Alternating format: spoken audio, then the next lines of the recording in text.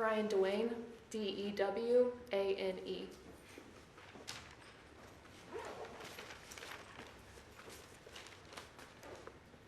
Good afternoon. Good afternoon. Agent Dewane, where are you employed? I work for the South Carolina Law Enforcement Division, also known as SLED. Please tell the jury what your duties are at SLED. I am a forensic scientist assigned to the DNA casework department. How long have you been there? Approximately 5.5 years. Can you tell the jury a little bit about your background, training, and any additional experience you might have? I have a Bachelor of Science degree in biology pre-professional from Appalachian State University in Boone, North Carolina. I also have 2 minors in chemistry and English.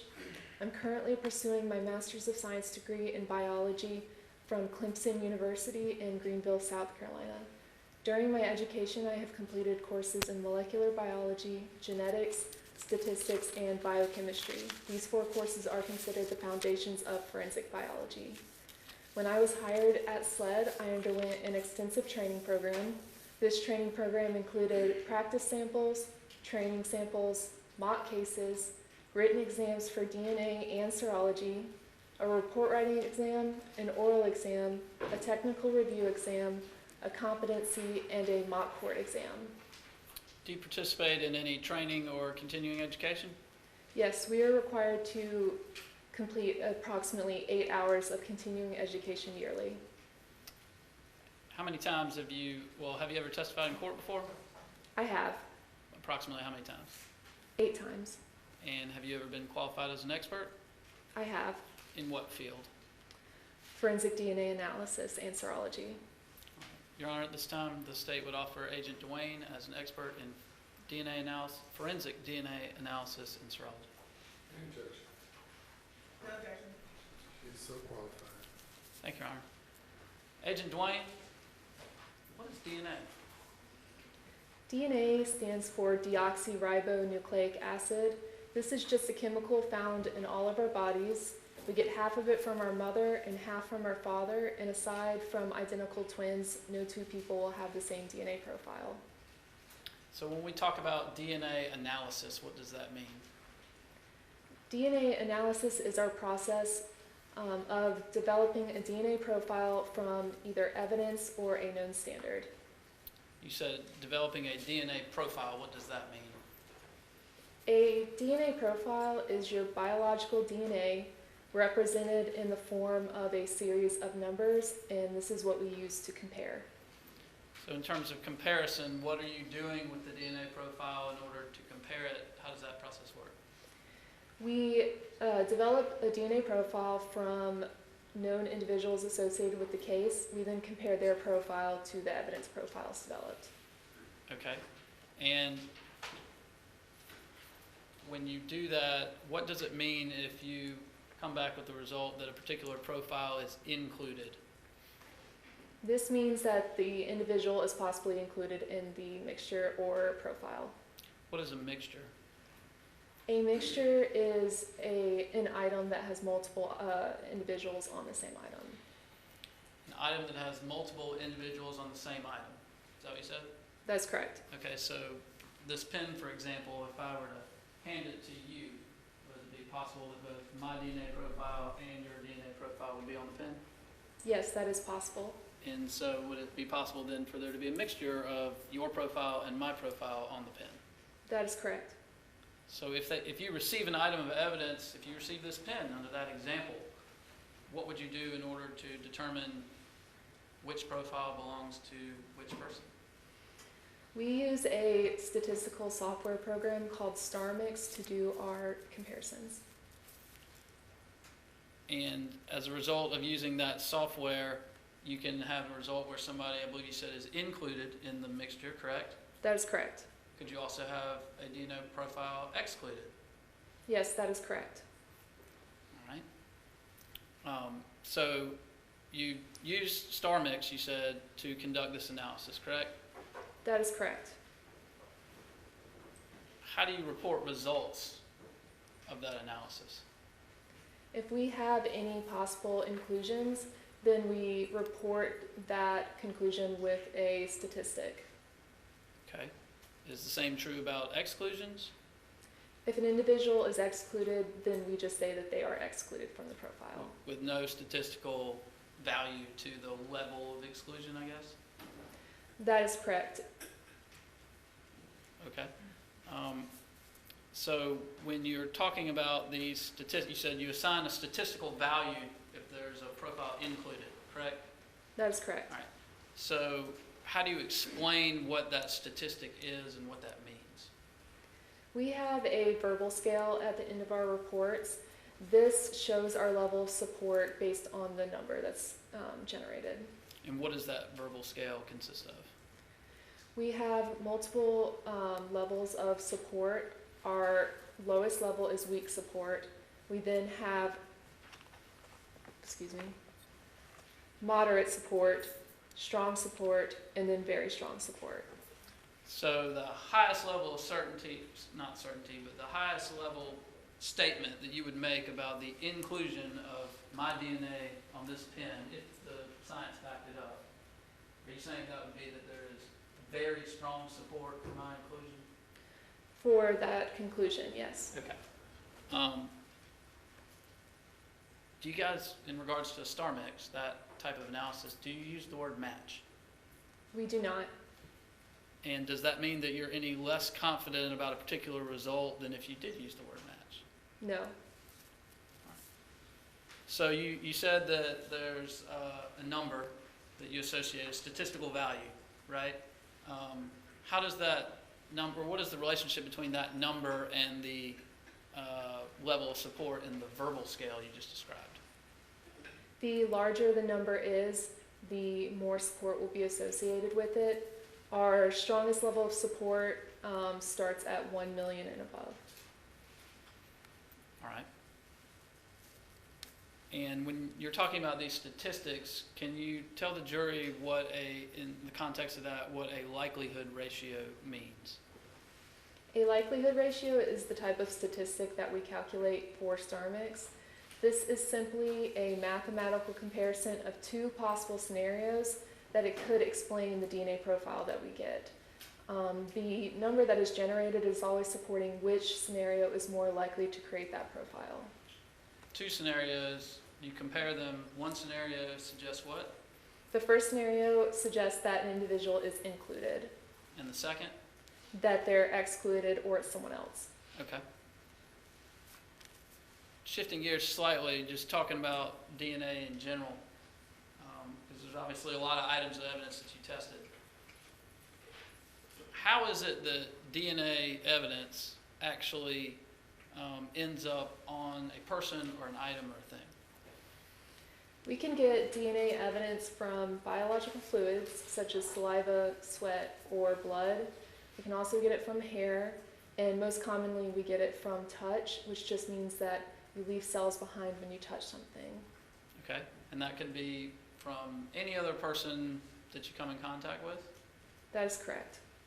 Could it end up even be any person that you have not come in close contact with?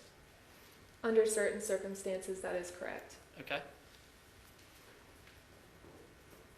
Now, conversely, can you talk about some reasons how I could come in close contact with someone and their DNA does not end up somewhere on me? This would depend on many different factors. If you did not physically interact with the person, it is unlikely that your DNA would be present. If you're wearing clothing and they only touch your clothing, it's less likely that your DNA would be transferred. If you're to touch their skin and they're sweating, then that's a higher chance of collecting their DNA. Some individuals are also what we call shedders, which is a phenomenon where some people end up shedding their cells much more frequently than the average person. All right, thank you. Let's turn your attention to the specific items in the case that you tested. You generated a lengthy report in connection with this case, is that correct? That is correct. Do you have that in front of you? I do. Okay. All right, I want to turn your attention to item 2 on your report. And what is item 2? Item 2 is swabs from the left shoe back white in color portion of Nathaniel Rowland. Okay. And do you have any results for that item as it relates to Samantha Josephson? I do. And what is your result? A DNA profile suitable for comparison was developed. The DNA profile was interpreted as a mixture originating from 2 individuals. The first scenario is Samantha Josephson and an unidentified, unrelated individual contributed to the mixture, versus scenario 2, where it's 2 unidentified, unrelated individuals that contributed to the mixture, meaning she's not a contributor. The result of that comparison is the DNA profile is approximately 3.8 septillion times more likely if Samantha Josephson and an unidentified, unrelated individual contributed to the mixture than if 2 unidentified, unrelated individuals contributed to the mixture. Tying back in our verbal scale, what level of support is that for Samantha Josephson's inclusion in the profile on Mr. Rowland's shoe? This would fall into our very strong support range. Okay. All right. Let's talk about a couple other items of Mr. Rowland, relating to Mr. Rowland.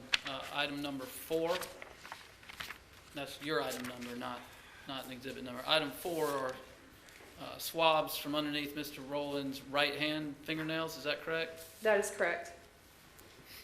All right. And what was your, well, let me ask you this. What results do you have related to Ms. Josephson in regard to Mr. Rowland's right hand fingernails?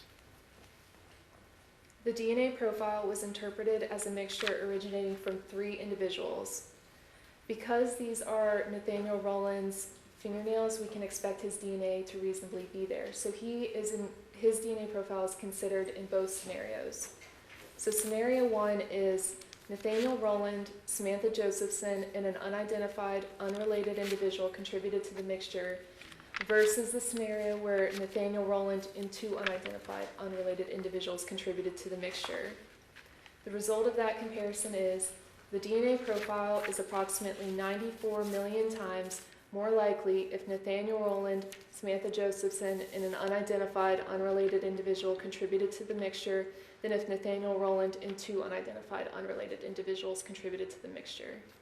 Just making sure I got it. So we're talking about Mr. Rowland's right hand fingernails, correct? That is correct. And obviously he's going to be included in that mixture, correct? It's reasonable to expect his DNA to be included.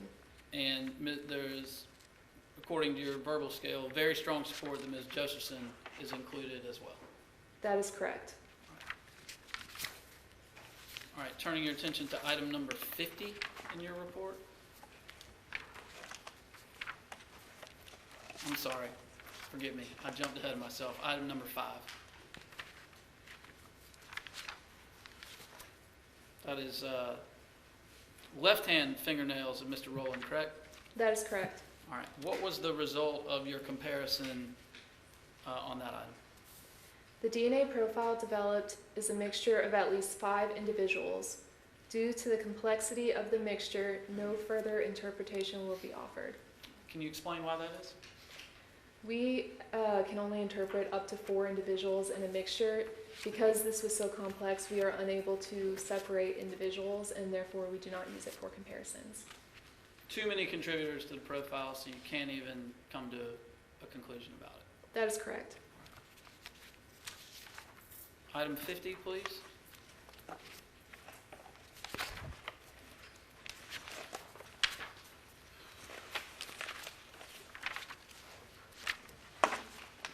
believe that's page 22 of your report. And item 50 is a cutting from the heel area of Mr. Rowland's black socks, correct? This is item 50.1. I'm Yes. sorry, thank you. Can you distinguish the difference between why there's a .1? Yes, this is called a sub-item. The parent item or the original item is item 50, and when a forensic serologist takes a cutting, it then becomes sub-itemized, so it's 50.1. When you say cutting, do you mean a literal piece of the fabric of, in this case, a sock would have been cut out and taken from the sock and given to you for further interpretation? That is correct. So this 50.1 is a cutting from Mr. Rowland's sock. That is correct. And what was your result regarding Ms. Josephson's inclusion on that? A DNA profile suitable for comparison was developed. The DNA profile was interpreted as a mixture originating from two individuals. The first scenario is Samantha Josephson and an unidentified, unrelated individual contributed to the mixture versus a scenario where it's two unidentified, unrelated individuals that contributed to the mixture. The result of that comparison is the DNA profile is approximately 4 septillion times more likely if Samantha Josephson and an unidentified, unrelated individual contributed to the mixture than if two unidentified, unrelated individuals contributed to the mixture. All right, so, okay, thank you. Item 54, excuse me. 54.1.1 on page 23. Cutting from bandana from Mr. Rowland, is that right? That is correct. Show you. Already been marked as states 11.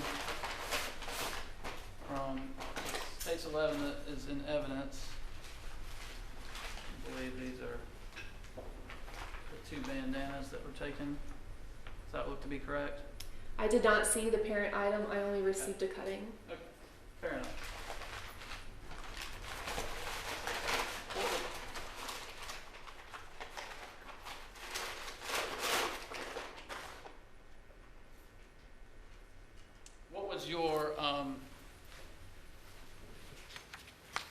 What was your first comparison on that item?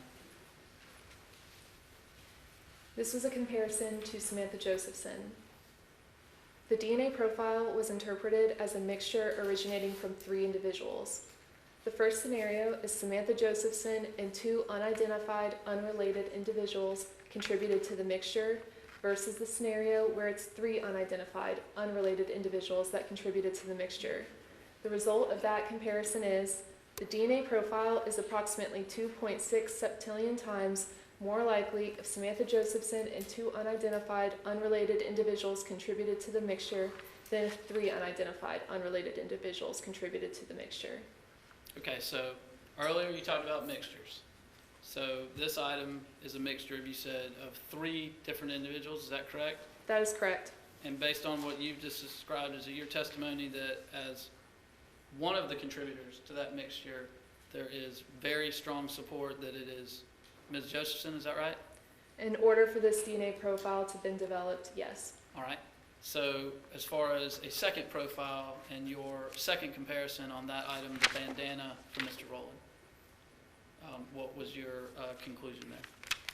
Under the same scenarios, but comparing Nathaniel Rowland, the DNA profile is approximately 14 sextillion times more likely if Nathaniel Rowland and 2 unidentified, unrelated individuals contributed to the mixture than if 3 unidentified, unrelated individuals contributed to the mixture. 14 sextillion, is that in the very strong support category? It is. So of the 3 profiles found in the bandana, very strong support for Samantha, correct? That's correct. And very strong support for Mr. Rowland, correct? That's correct. All right. And then part of the statement is that there's also could be an unidentified, unrelated individual. Is that correct? That's correct. All right. Now, this jury has heard you several times thus far reference that phrase, unrelated, unidentified individual. Can you explain why that phrase is so prevalent throughout your report? Whenever we have a mixture of, in this example, 3 individuals, if we can have positive associations with multiple people, but we have an unknown profile that does not match any of the standards submitted in this case, then we just label that as an unidentified, unrelated individual. Every time you reference this unidentified, unrelated individual, are you talking about one person, like the same person for each one? No, not necessarily. Okay. So it could be one person who's not part of your known profiles to compare on one item and somebody completely different on another item. Yes, that is possible. Okay. All right. I want to turn your attention to a grouping of items you tested relating to Ms. Josephson. So I'm going to send you back to item number 11 from your report, from page 8.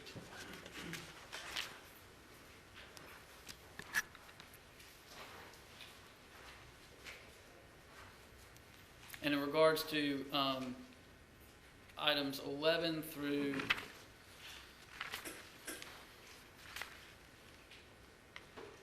15, are those all, according to your report, suspected hairs from the body of Ms. Josephson?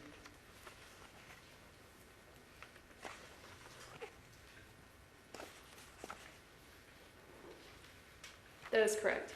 In regards to 11.1 and 11.1, hair from the right hand of Ms. Josephson, 11.2, a hair, 12, suspected hair from right hand of Ms. Josephson, and 13, well, we'll just go through those first three. In regards to those, what were your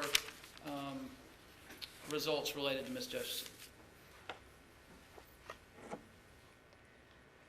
For item 11.1, the DNA profile was interpreted as a single source. The first scenario is that Samantha Josephson contributed the DNA profile versus scenario 2, where it's an unidentified, unrelated individual that contributed the profile.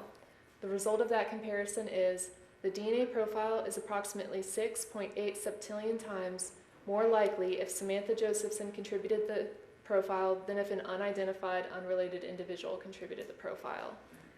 For item 11.2, the DNA profile was interpreted as single source. Scenario 1 is Samantha Josephson contributed the DNA profile versus scenario 2, where it's an unidentified, unrelated individual that contributed the profile. The result of that comparison is the DNA profile is approximately 7.1 quintillion times more likely if Samantha Josephson contributed the profile than if an unidentified, unrelated individual contributed the profile. For item 12, the DNA profile was interpreted as single source. The first scenario is Samantha Josephson contributed the DNA profile. Scenario 2 is an unidentified, unrelated individual contributed the DNA profile. The result of that comparison is the DNA profile is approximately 6.8 septillion times more likely if Samantha Josephson contributed the profile than if an unidentified, unrelated individual contributed the profile. For each of those items that you just discussed, those hairs, you indicated that the profile was from a single source. What does that mean? That means one individual is on the item. So you know that there's only one individual present in the item, correct? That is correct. And you make two hypotheses about that one thing. And in this instance, you're saying that one hypothesis is Ms. Josephson is included, correct? That is correct. And the other is that it's somebody else. That is correct. But your ultimately, are you stating that there's very strong support that she is her DNA profile is the contributor to the single source item? There is very strong support to see this DNA profile if Samantha Josephson contributed the DNA profile rather than if an unidentified, unrelated individual contributed the profile. All right, thank you.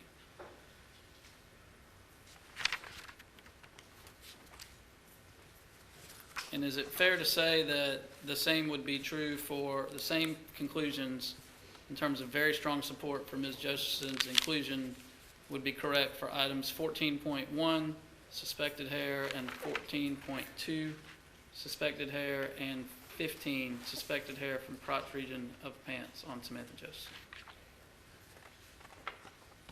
That is correct. Okay.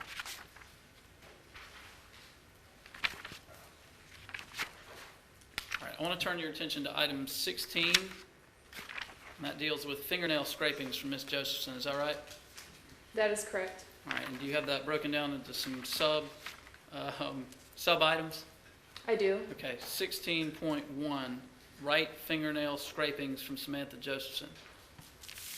What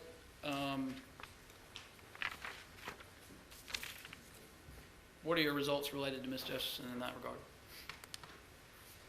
The DNA profile developed is attributable to Samantha Josephson. All right, and what are your results as it pertains to Mr. Rowland on that item? Nathaniel Rowland is excluded as a possible contributor. For the right hand fingernail scrapings of Ms. Josephson, correct? That is correct. And that was done by the star mix analysis that you talked about earlier, that process? That is correct. Is there a second type of process or analysis that you can do in regards to DNA profiles as well that's separate from the star mix? Yes. What is that? We also perform what is called Ystr testing. What is Ystr testing? Ystr testing is a type of technology that allows us to just isolate male DNA. Just for male DNA? That is correct. Okay. So did you perform Ystr testing on this item, 16.1? I did. And the process for conducting those tests is completely different from the star mix that you described earlier? The statistic is different. The statistic is different. Thank you. So the likelihood ratios, the numbers you've been reciting, do you do that same thing for the Ystr analysis? No, it is a different type of statistic. Okay. Did you conduct that analysis on this item? I did. And what was the result? The partial Ystr profile developed is insufficient for interpretation. What does that mean? That means that there was not enough DNA developed to interpret. So in other words, you've tried to take a second route to see what profile could be found under Ms. Josephson's right-hand scrapings, but there wasn't enough there for you to interpret the results. That is correct. Okay. Now let's talk about 16.2, which is her left-hand fingernail scrapings. Again, in that situation, under the star mix, under star mix, what was your finding? The DNA profile developed is attributable to Samantha Josephson. And, I'm sorry, was Mr. Rowland included or excluded as part of that? Nathaniel Rowland is excluded as a possible contributor. Did you attempt to do any Ystr analysis on that item? I did.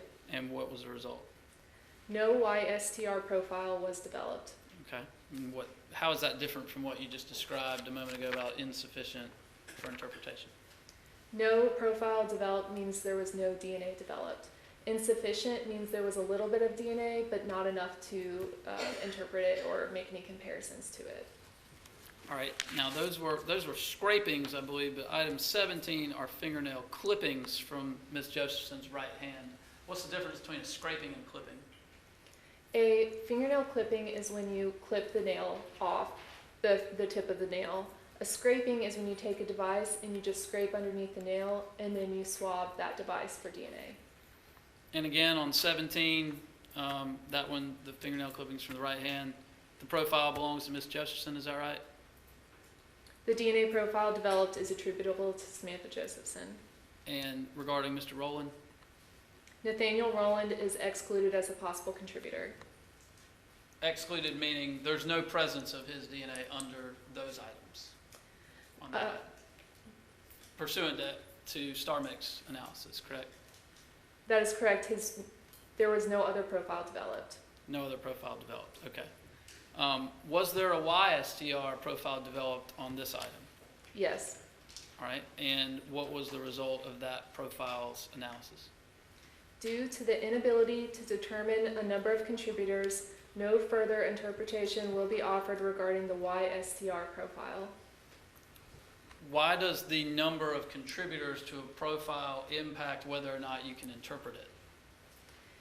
For this type of testing, we need to know how many individuals are included in order to know if it's suitable for statistics.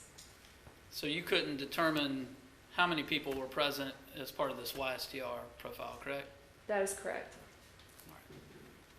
All right, let's talk about number 18, item 18, fingernail clippings from the left hand of Ms. Josephson.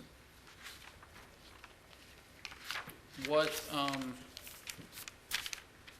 are your results related to Ms. Josephson? Well, let me ask you this. What is your first comparison regarding that item? The DNA profile was interpreted as a mixture originating from 3 individuals. Samantha Josephson is contributing to the mixture. These are her fingernails, so we can reasonably expect her DNA to be present. so she will be present in both scenarios. The first scenario is Samantha Josephson, the person of interest, which just means whoever we're comparing to this mixture, and an unidentified, unrelated individual contributed to the mixture, versus the scenario of it being Samantha Josephson and two unidentified, unrelated individuals that contributed to the mixture.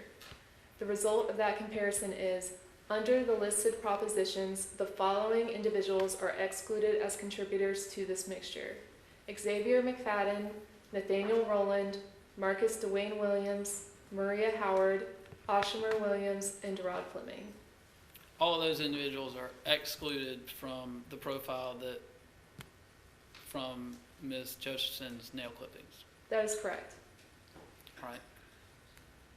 Did you do a YSTR test on that one? I did. And what was the result? The Ystr profile developed is a mixture of at least two male individuals. The Ystr profile of the major contributor to this mixture is from an unidentified male individual A. Due to the limited information developed, no further interpretation will be offered regarding the minor contributor. All right, so now we're into a whole nother territory with the YSTR that we haven't talked about previously. You just described in the YSTR that there can be a major contributor and a minor contributor to the Ystr profile? That is correct. All right, what does that mean? A major contributor means that they're the individual contributing the most DNA to a mixture. A minor contributor is the profile that is left. And you said as far as the major goes, it's an unidentified individual? That is correct. And again, this could be somebody completely different from the unidentified individuals you mentioned earlier. Yes, that is correct. Or it could be the same. That is correct. Or it could be any number of anybody at any point. Yes, that is correct. Okay. And because of the limited information, you're saying you could not come up with anything for the minor, is that right? Yes, no further interpretation could be offered regarding the minor. All right, so regarding the minor contributor to this YSTR analysis of, just for reference, Ms. Josephson's left-hand fingernail clippings, the major, you say, is unidentified, right?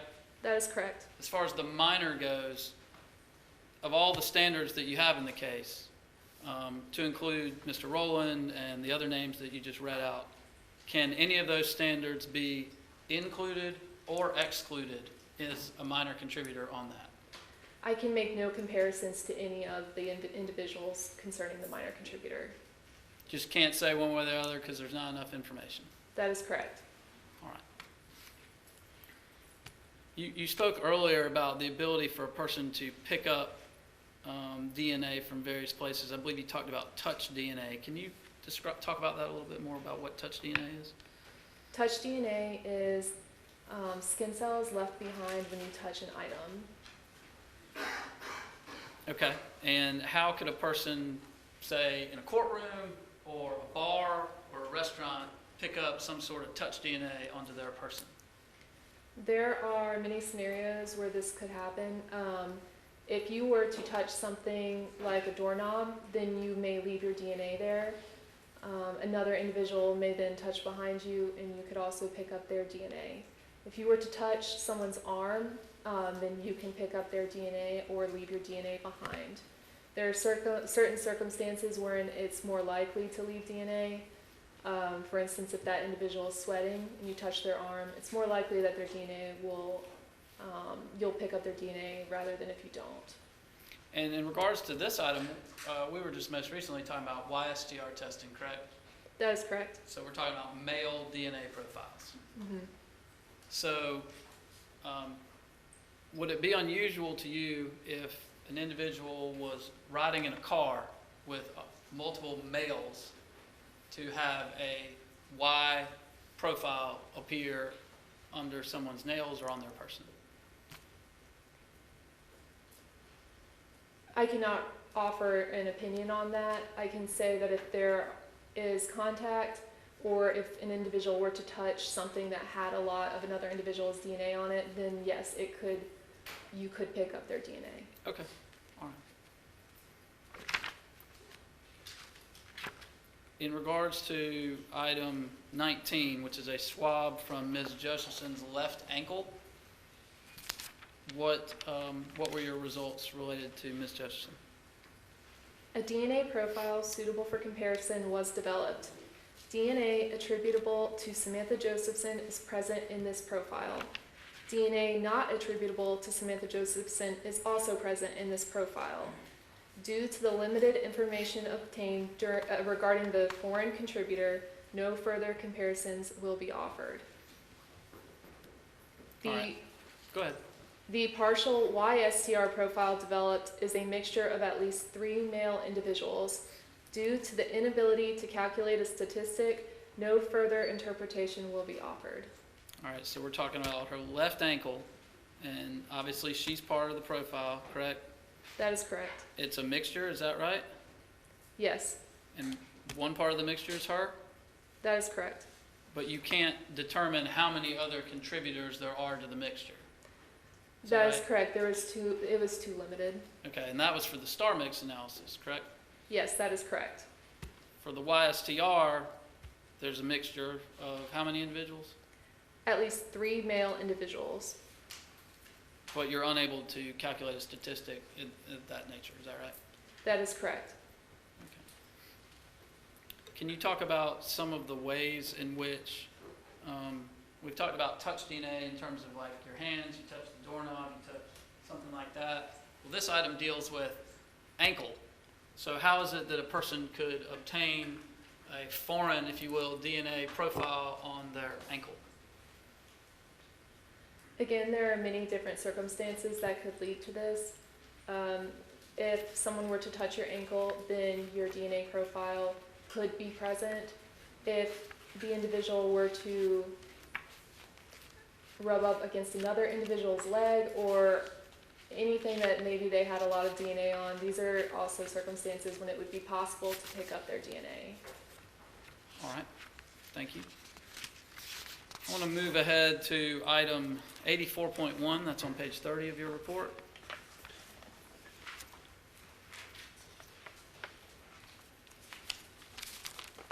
As well as that, and that is the swabs from shoes of Miss Jefferson, correct? That is correct. All right, and what results did you obtain related to Miss Jefferson? The DNA profile was interpreted as single source. The first scenario is Samantha Josephson contributed the DNA profile versus the scenario where an unidentified, unrelated individual contributed the DNA profile. The result of that comparison is the DNA profile is approximately 7.6 septillion times more likely if Samantha Josephson contributed the profile than if an unidentified, unrelated individual contributed the profile. All right. Item 103 on page 31 is a suspected hair from Ms. Jefferson's shirt. Is that right? That is correct. And there are 4 sub-items to that. That is correct. Is it fair to say that for 3 of those 4 sub-items of the hair from her shirt that no DNA profile is developed? Is that right? That is correct. All right. What about the one, is there one that did have a profile? Yes. Okay. And what did you find out about that? For item 103.3, a DNA profile was developed. Due to the limited information obtained, no further interpretation will be offered. Not enough information to reach any conclusions. That is correct. All right, thank you. All right, let's shift gears a little bit to another grouping of items of evidence in the case. Let's talk about items that were collected from the black Chevy Impala. I want to take you back to item 3. It's page 4 of your report. That is a swab from a rear driver door interior panel.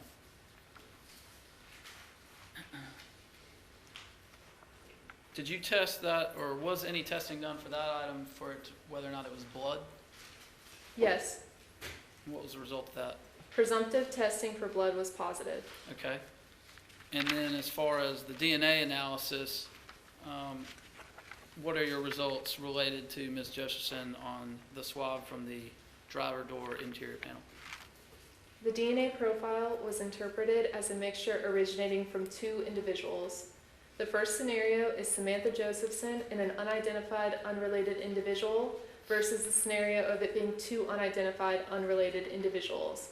The result of that comparison is the DNA profile is approximately 3 septillion times more likely if Samantha Josephson and an unidentified unrelated individual contributed to the mixture than if two unidentified unrelated individuals contributed to the mixture. So in regards to that swab from the interior of the rear driver door panel, very strong support that that blood is Ms. Josephson's. Is that correct? I cannot say that result. It was presumptive for blood, right? That is correct. Very strong support that her DNA is included in that mixture. Very strong support for the possible inclusion of Samantha Josephson. Thank you.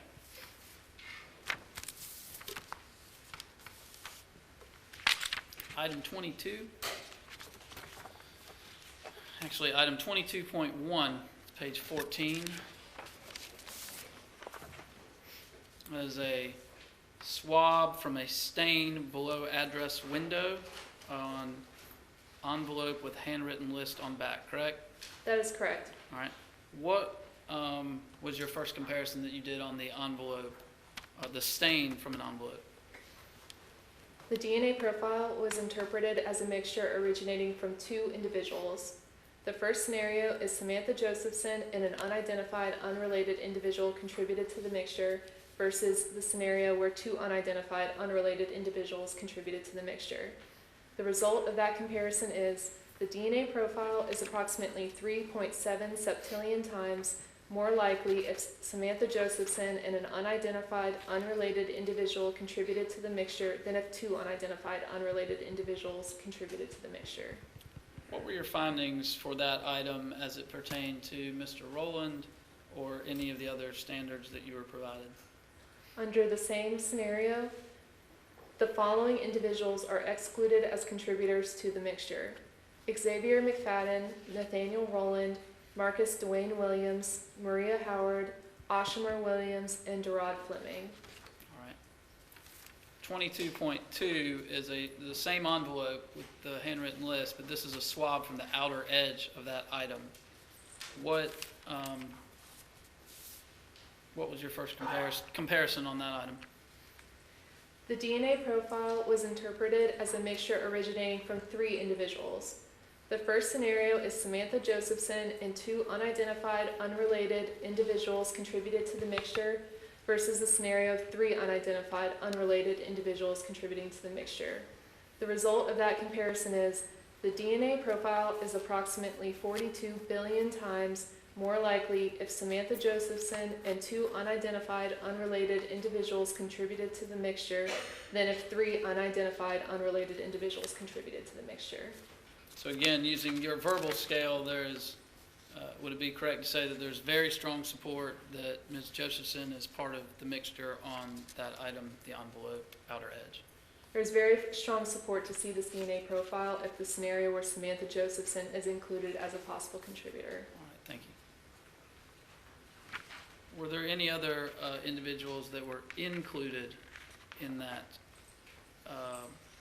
analysis? There were not. All right. All right, I want to take you to item 38.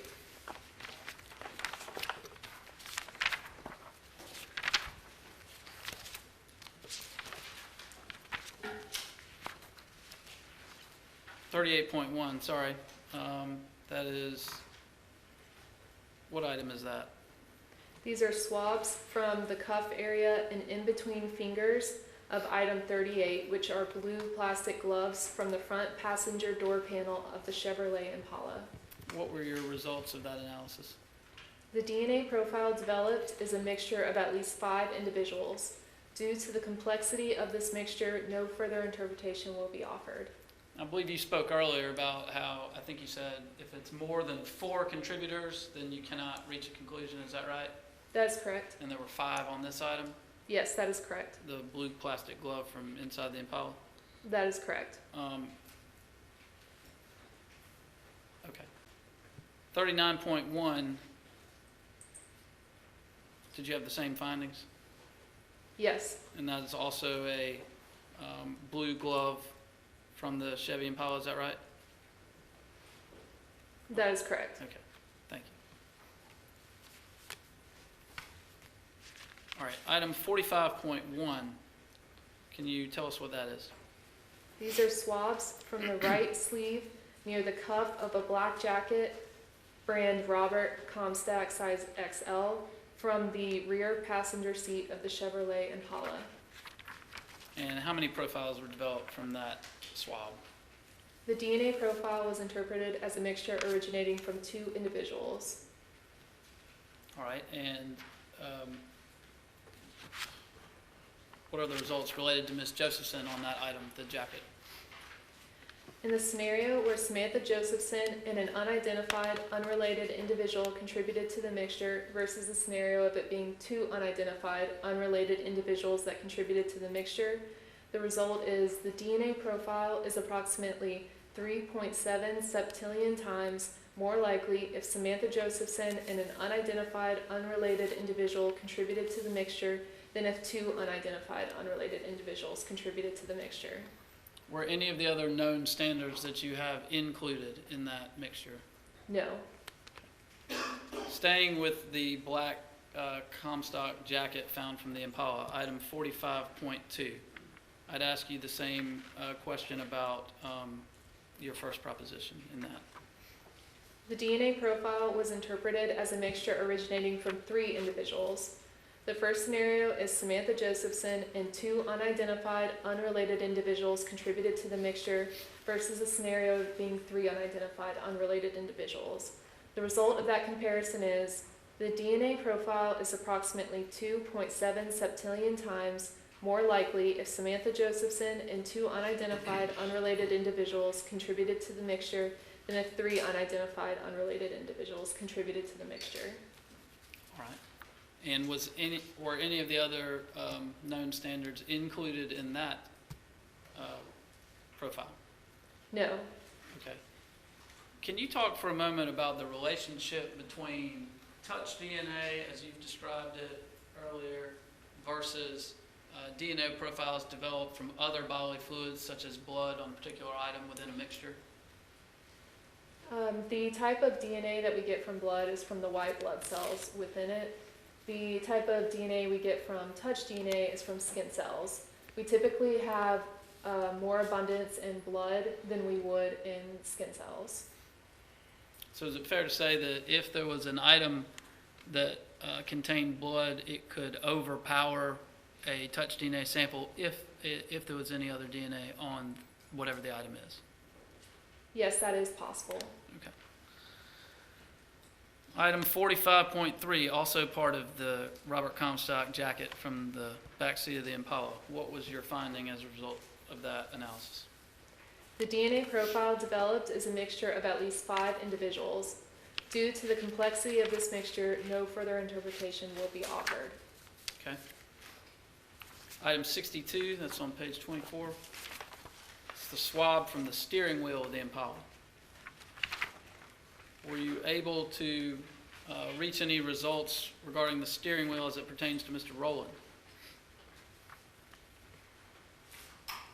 Yes, the DNA profile was interpreted as a mixture originating from 3 individuals. In the scenario where Nathaniel Rowland and 2 unidentified, unrelated individuals contributed to the mixture versus the scenario where 3 unidentified, unrelated individuals contributed to the mixture. The result is the DNA profile is approximately 970 billion times more likely if Nathaniel Rowland and 2 unidentified, unrelated individuals contributed to the mixture than if 3 unidentified, unrelated individuals contributed to the mixture. And again, the level of support on your verbal scale that goes with that statistic regarding Mr. Rowland's inclusion of the mixture on the steering wheel is what? This statistic falls in our very strong support range. Which is your highest level of support? That is correct. Did you also have any results regarding this steering wheel item as it relates to Maria Howard? I did. All right. And what was that result? Under the same scenarios, The DNA profile is approximately 41 septillion times more likely if Maria Howard and 2 unidentified unrelated individuals contributed to the mixture than if 3 unidentified unrelated individuals contributed to the mixture. Item 63 is the gear shift from the Impala, correct? That is correct. What was the first comparison you did regarding the gear shift of the Impala? The DNA profile was interpreted as a mixture originating from 4 individuals. In the scenario, Samantha Josephson and 3 unidentified unrelated individuals contributed to the mixture versus it being 4 unidentified unrelated individuals that contributed to the mixture. The result of that comparison is the DNA profile is approximately 390 billion times more likely if Samantha Josephson and 3 unidentified unrelated individuals contributed to the mixture than if 4 unidentified unrelated individuals contributed to the mixture. All right, and then regarding the same item, the gear shift, was Mr. Rowland included in that as well? Under the same scenario, the DNA profile is approximately 150 billion times more likely if Nathaniel Rowland and 3 unidentified unrelated individuals contributed to the mixture than if 4 unidentified unrelated individuals contributed to the mixture. So in regards to both Mr. Rowland and Ms. Josephson, there is very strong support for their inclusion on the gear shift as part of the mixture, correct? That is correct. All right, and then lastly, in regards to the gear shift, what were your findings as it pertains to Maria Howard? Under the same scenarios, the DNA profile is approximately 27 times more likely if Maria Howard and 3 unidentified unrelated individuals contributed to the mixture than if 4 unidentified unrelated individuals contributed to the mixture. What level of support does that fall into on the verbal scale? This falls into our weak support range. Is that the lowest level of support? That is correct.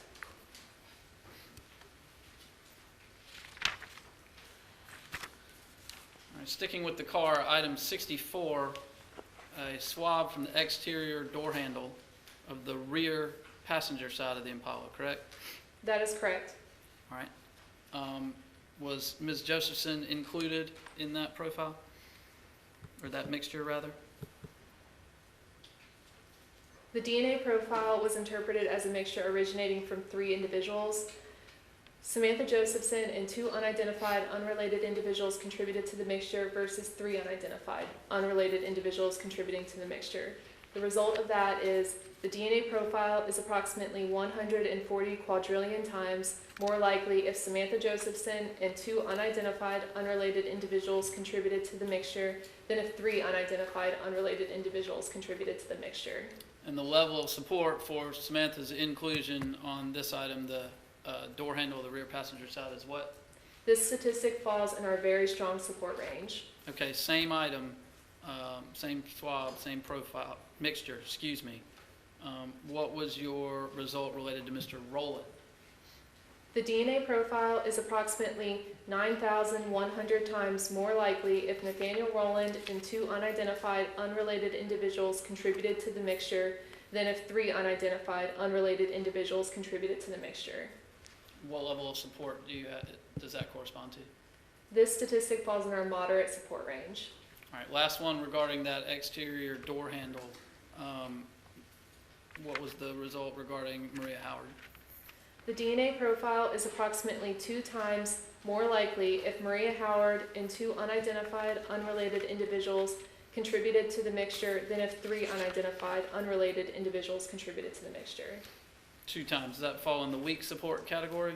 That is correct. All right. Item 139. I apologize. I need to add something to Sure. that Yes. result. Yes. Whenever there's the possible inclusion of multiple individuals in a mixture, we have to compare them together just to make sure that still works.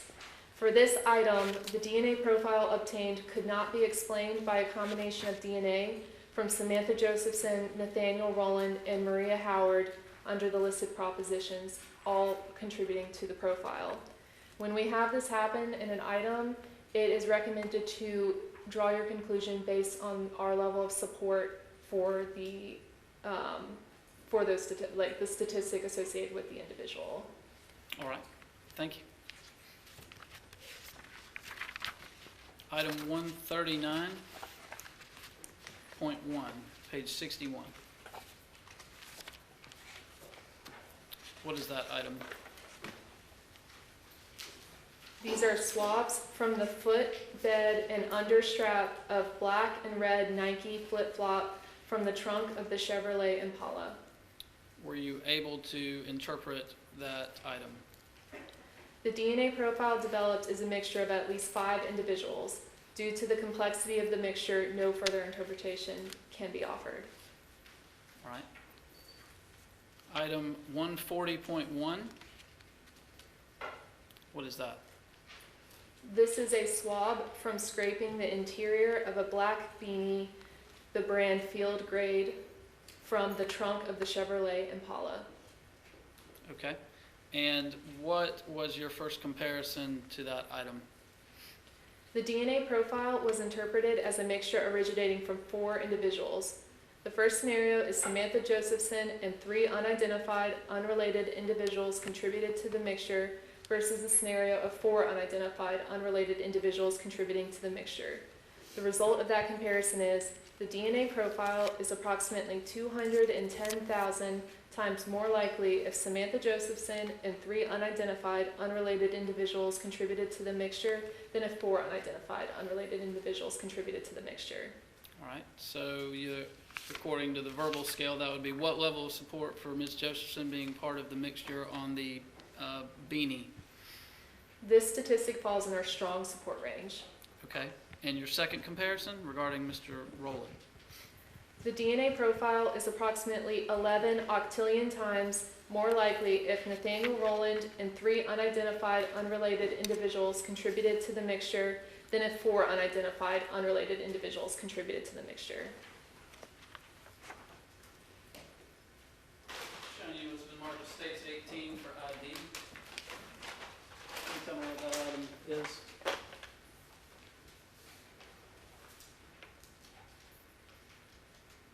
This is the parent item, which is the black beanie. From item 140.1 that you just discussed? That is correct. And again, regarding the analysis on this item, states 18 for ID, you indicated strong support for Ms. Josephson's inclusion in the mixture, is that correct? That is correct. And very strong support for Mr. Rowland's inclusion in this mixture, correct? That is correct. All right, this time the state would offer state to do 18 indictments. Says it does. Your Honor, object for that foundation. That was marked for ID purposes only yesterday. It is admitted at this time. Thank you, Your Honor. Just very, very briefly.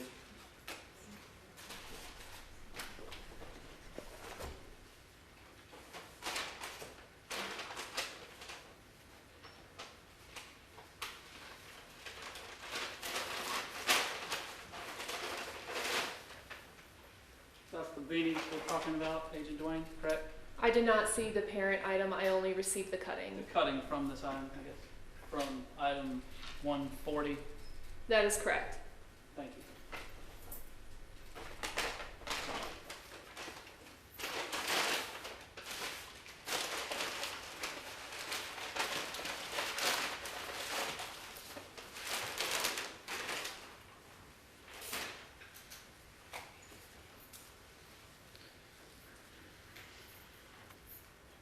All right, one more item regarding the, well, a couple more items regarding the car.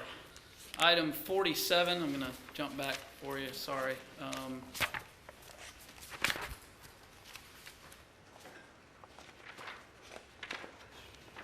47.1, that's on page 20, is that right? That is correct. All right. And what was your results regarding that related to Samantha Josephson on that item? What is the item, 47.1? These are swabs from the footbed and understrap of a black and red left side flip-flop found in the trunk of the Chevrolet Impala. And your results were related to Ms. Josephson on the flip-flop from the trunk. The DNA profile was interpreted as a mixture originating from 3 individuals. The first scenario is Samantha Josephson and 2 unidentified, unrelated individuals contributed to the mixture versus the scenario of 3 unidentified, unrelated individuals. The result of that comparison is the DNA profile is approximately 2.9 septillion times more likely if Samantha Josephson and 2 unidentified, unrelated individuals contributed to the mixture than if 3 unidentified, unrelated individuals contributed to the mixture. Very strong support, correct? That statistic falls in our very strong support range. And what about your results as it pertains to Mr. Rowland in regards to the flip-flop from the trunk? Under the same scenarios, the DNA profile is approximately 35,000 times more likely if Nathaniel Rowland and 2 unidentified, unrelated individuals contributed to the mixture than if 3 unidentified, unrelated individuals contributed to the mixture. All right, thank you. And what level of support was that? This falls into our strong support range. Thank you.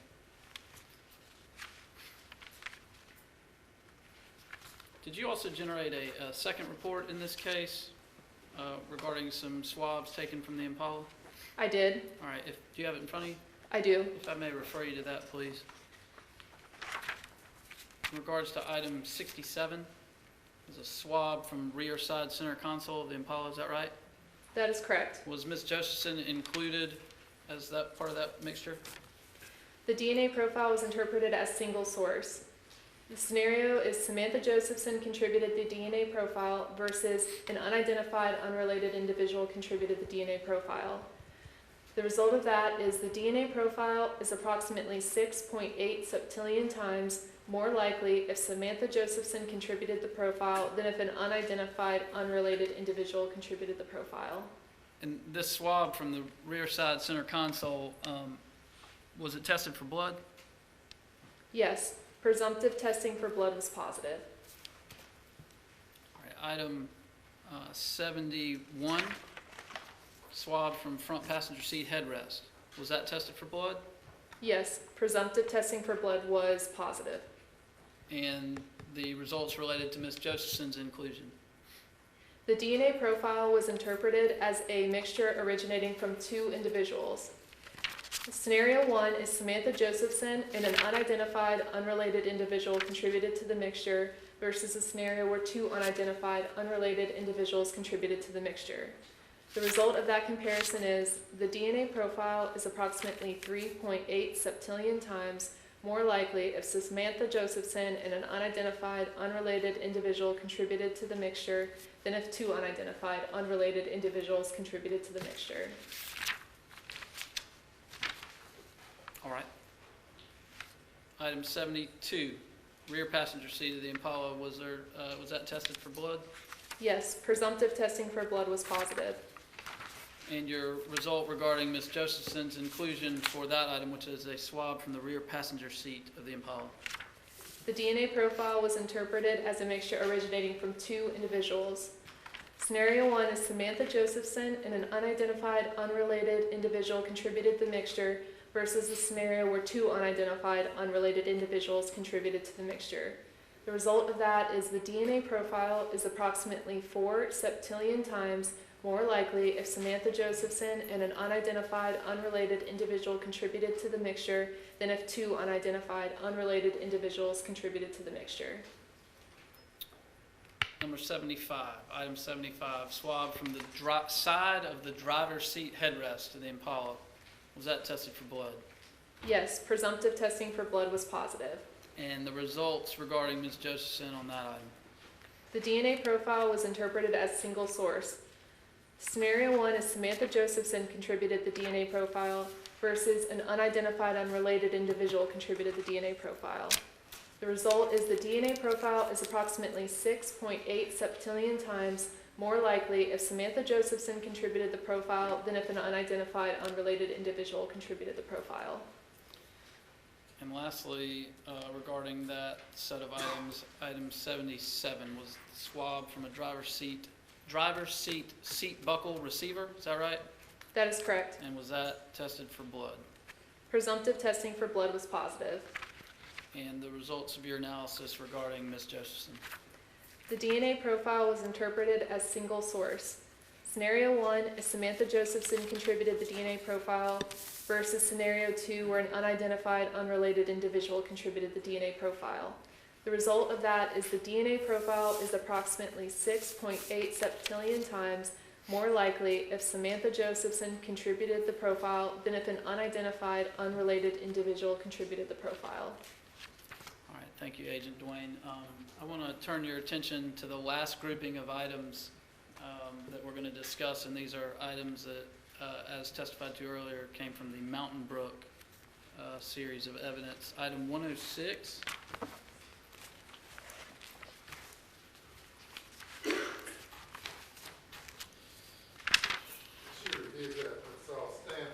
A moment. Item 106.1, what is that? This is a swab from the finger of a black right-hand glove from the white basket from the closet left of the bed in Maria Howard's bedroom. And what were your results of this glove as it relates to Ms. Josephson? The DNA profile was interpreted as a mixture originating from two individuals. The first scenario is Samantha Josephson and an unidentified, unrelated individual contributed to the mixture versus it being two unidentified, unrelated individuals that contributed to the mixture. The result of that comparison is the DNA profile is approximately 4 septillion times more likely if Samantha Josephson and an unidentified, unrelated individual contributed to the mixture than if two unidentified, unrelated individuals contributed to the mixture. Same item, the swab from the finger of the black glove found inside the house. Was Mr. Rowland included as part of that mixture? Under the same scenario, the DNA profile is approximately 5 times more likely if two unidentified, unrelated individuals contributed to the mixture than if Nathaniel Rowland and an unidentified, unrelated individual contributed to the mixture. Thank you. There was also one on 106.2.1, that's a hair from the same right-hand glove, it appears. Is that right? That is correct. Okay. And what was the result of the analysis of that hair? The DNA profile was interpreted as single source. Scenario 1 is Samantha Josephson contributed the DNA profile versus Scenario 2, an unidentified, unrelated individual contributed the DNA profile. The result of that comparison is the DNA profile is approximately 6.7 septillion times more likely if Samantha Josephson contributed the DNA profile than if an unidentified, unrelated individual contributed the profile. Once again, that corresponds with which level of support? Our very strong support range. All right. Item 107.1 is a swab from a cuff of a black left-hand glove from the white plastic Family Dollar bag number 2, correct? That is correct. All right. And if you would tell the jury what your results were regarding Ms. Josephson on that glove found from the Family Dollar bag. The DNA profile was interpreted as a mixture originating from 4 individuals. The first scenario is Samantha Josephson and 3 unidentified, unrelated individuals contributed to the mixture versus Scenario 2 of 4 unidentified, unrelated individuals contributing to the mixture. The result of that comparison is the DNA profile is approximately 2.5 septillion times more likely if Samantha Josephson and 3 unidentified, unrelated individuals contributed to the mixture than if 4 unidentified, unrelated individuals contributed to the mixture. Same item. What were your findings as it relates to Mr. Rowland? The DNA profile is approximately 460,000 times more likely if Nathaniel Rowland and 3 unidentified, unrelated individuals contributed to the mixture than if 4 unidentified, unrelated individuals contributed to the mixture. So, in terms of the level of support, item 107.1, the left glove in the Family Dollar bag, the level of support for Ms. Josephson's inclusion is? This falls into our very strong support range. And on that same item, the level of support for Mr. Rowland's inclusion? This falls into our strong range. Okay.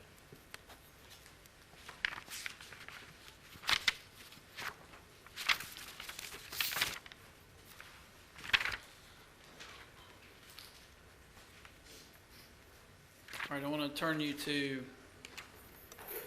108.2, page 39.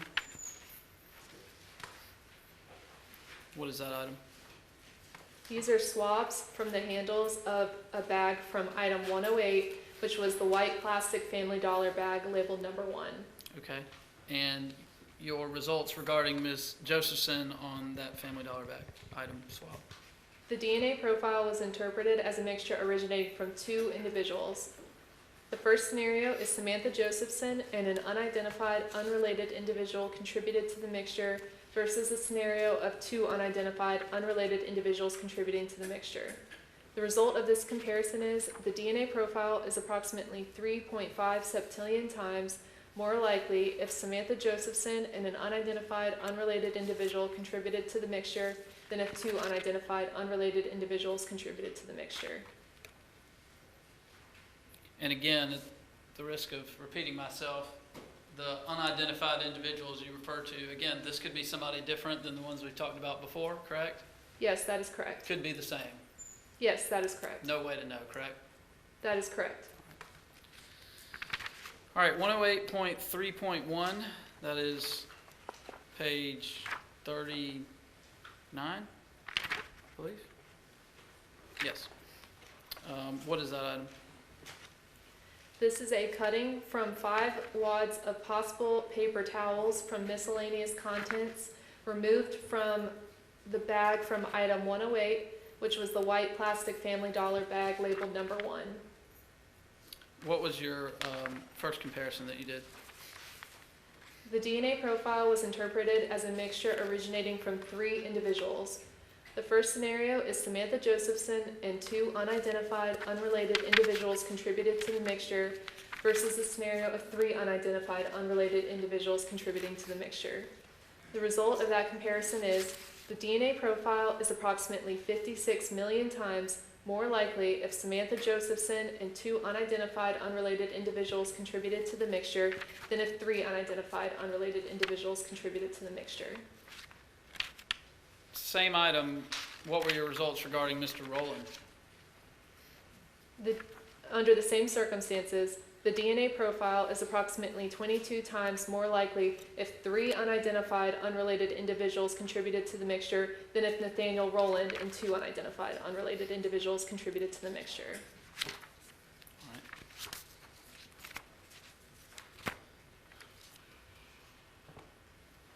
All right. 108.3.2, cutting from a wad of paper towels from this Family Dollar bag number 1, is that right? That is correct.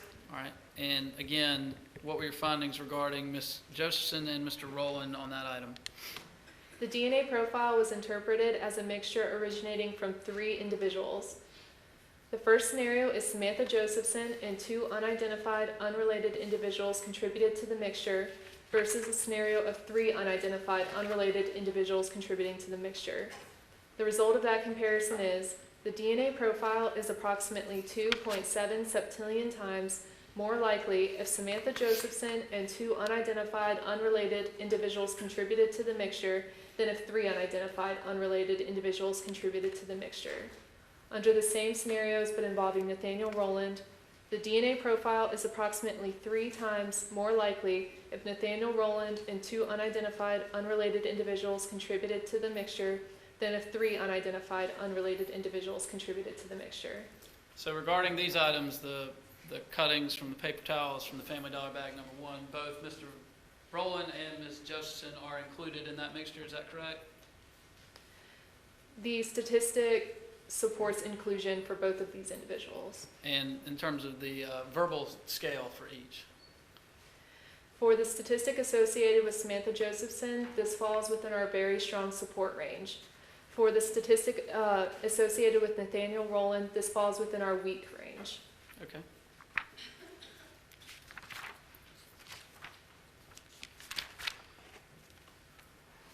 .3.3, what is that item? These are swabs from entire exterior as they were submitted of 3 gloves from miscellaneous contents removed from the bag from item 108, which was the white plastic Family Dollar bag number 1. Why does the description of the item say as submitted? Sometimes it is difficult to tell with certain types of gloves which would be the inside and the outside. So the way our forensic serologists process these items is they will say from the exterior as it was submitted, instead of trying to determine which is the true exterior or interior of the glove. So would that be common in the type of gloves you're talking about, like say, well, like this kind of glove, Yes, that is correct. or the blue plastic gloves of similar nature? Yes. All right, and so in regards to the item here, 108.3.3, which was 3 gloves, what were your findings regarding the inclusion of Ms. Josephson and Mr. Rowland? The DNA profile was interpreted as a mixture originating from 3 individuals. The first scenario is Samantha Josephson and 2 unidentified, unrelated individuals contributed to the mixture, versus the scenario of 3 unidentified, unrelated individuals contributing to the mixture. The result of that comparison is the DNA profile is approximately 2.2 septillion times more likely if Samantha Josephson and 2 unidentified, unrelated individuals contributed to the mixture than if 3 unidentified, unrelated individuals contributed to the mixture. Under the same scenarios but involving Nathaniel Rowland, the DNA profile is approximately 5.2 quintillion times more likely if Nathaniel Rowland and 2 unidentified, unrelated individuals contributed to the mixture than if 3 unidentified, unrelated individuals contributed to the mixture.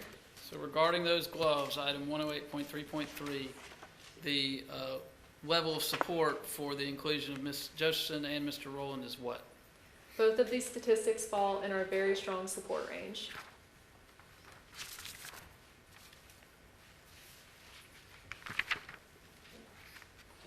All right.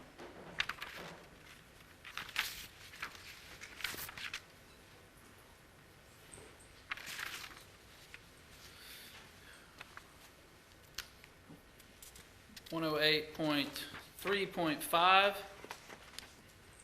interior as submitted of glove marked B from Family Dollar bag number 1. What did you find regarding Ms. Josephson? The DNA profile was interpreted as a mixture originating from 2 individuals. The first scenario is Samantha Josephson and an unidentified, unrelated individual contributed to the mixture versus the possibility of 2 unidentified, unrelated individuals contributing to the mixture. The result of that comparison is the DNA profile is approximately 3.5 septillion times more likely if Samantha Josephson and an unidentified, unrelated individual contributed to the mixture than if 2 unidentified, unrelated individuals contributed to the mixture. All right, thank you. And I believe this might be the last of the gloves. 108.3.6, interior as submitted glove marked C from White Family Dollar bag number 1. Is that right? That is correct. Okay. And one more time regarding the gloves, how many profiles were in this mixture? The DNA profile was interpreted as a mixture originating from 4 individuals. Was Ms. Josephson included in that mixture? Under the scenarios of Samantha Josephson and 3 unidentified, unrelated individuals contributing to the mixture versus the scenario of 4 unidentified, unrelated individuals contributing to the mixture, the DNA profile is approximately 2.3 septillion times more likely if Samantha Josephson and 3 unidentified, unrelated individuals contributed to the mixture than if 4 unidentified, unrelated individuals contributed to the mixture. And the level of support for her inclusion? This statistic associated with our very strong support range. Same item, the glove from a glove marked C from the Family Dollar bag number 1. Was Mr. Rowland included in that item? An uninformative statistical result was obtained. No conclusion can be made regarding Nathaniel Rowland as a possible contributor to the mixture under the listed propositions. No conclusion either way. That is correct.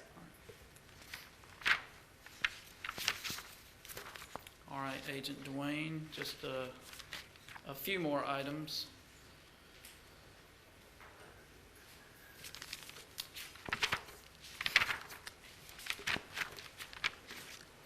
.128.3, it's on page 52 of your report. What is that item?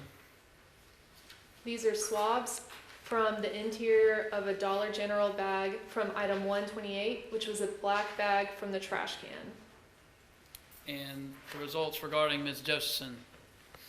The DNA profile was interpreted as single source. In the scenario of Samantha Josephson contributing the DNA profile versus the scenario of an unidentified, unrelated individual contributing the DNA profile, the result of that is the DNA profile is approximately 6.8 septillion times more likely if Samantha Josephson contributed the profile than if an unidentified, unrelated individual contributed the profile. Is it fair to say that you got the same result as it pertains to 128.4, a swab from an interior IGA bag out of the same item? That is correct. And the same result as well for 129.1, cutting from toilet paper from inside that trash can? That is correct. Single source with Ms. Josephson, correct? That is correct. Very strong support for Ms. Josephson. That is correct.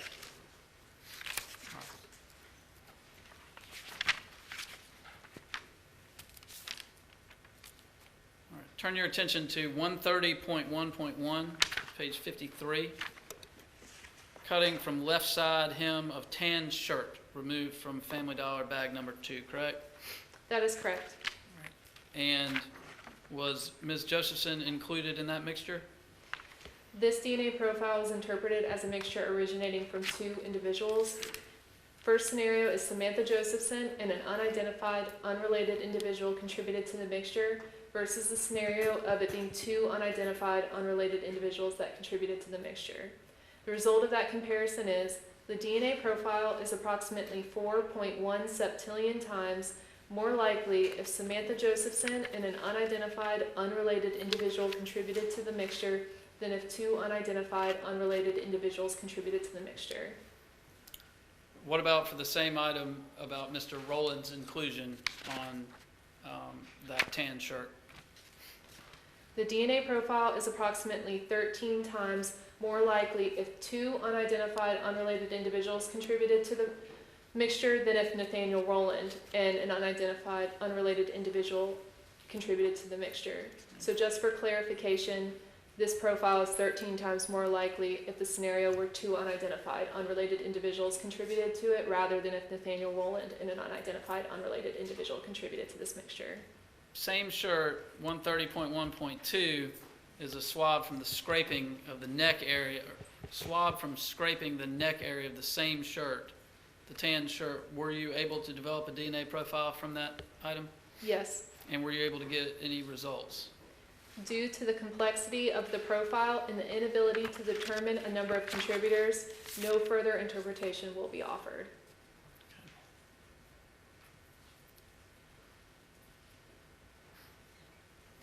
130.3, swab from the stain along open edge of the Family Dollar bag, bag number 2. Is Ms. Josephson included in that profile? This profile was interpreted as single source. The scenario 1 is Samantha Josephson contributed the DNA profile versus an unidentified, unrelated individual contributed the profile. The result of that comparison is the DNA profile is approximately 6.8 septillion times more likely if Samantha Josephson contributed the profile than if an unidentified, unrelated individual contributed the profile.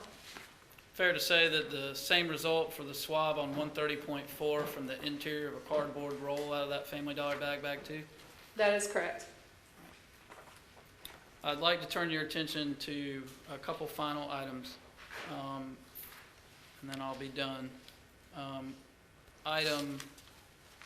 Let me jump back to your other report very quickly, to your second report. Item 125.1.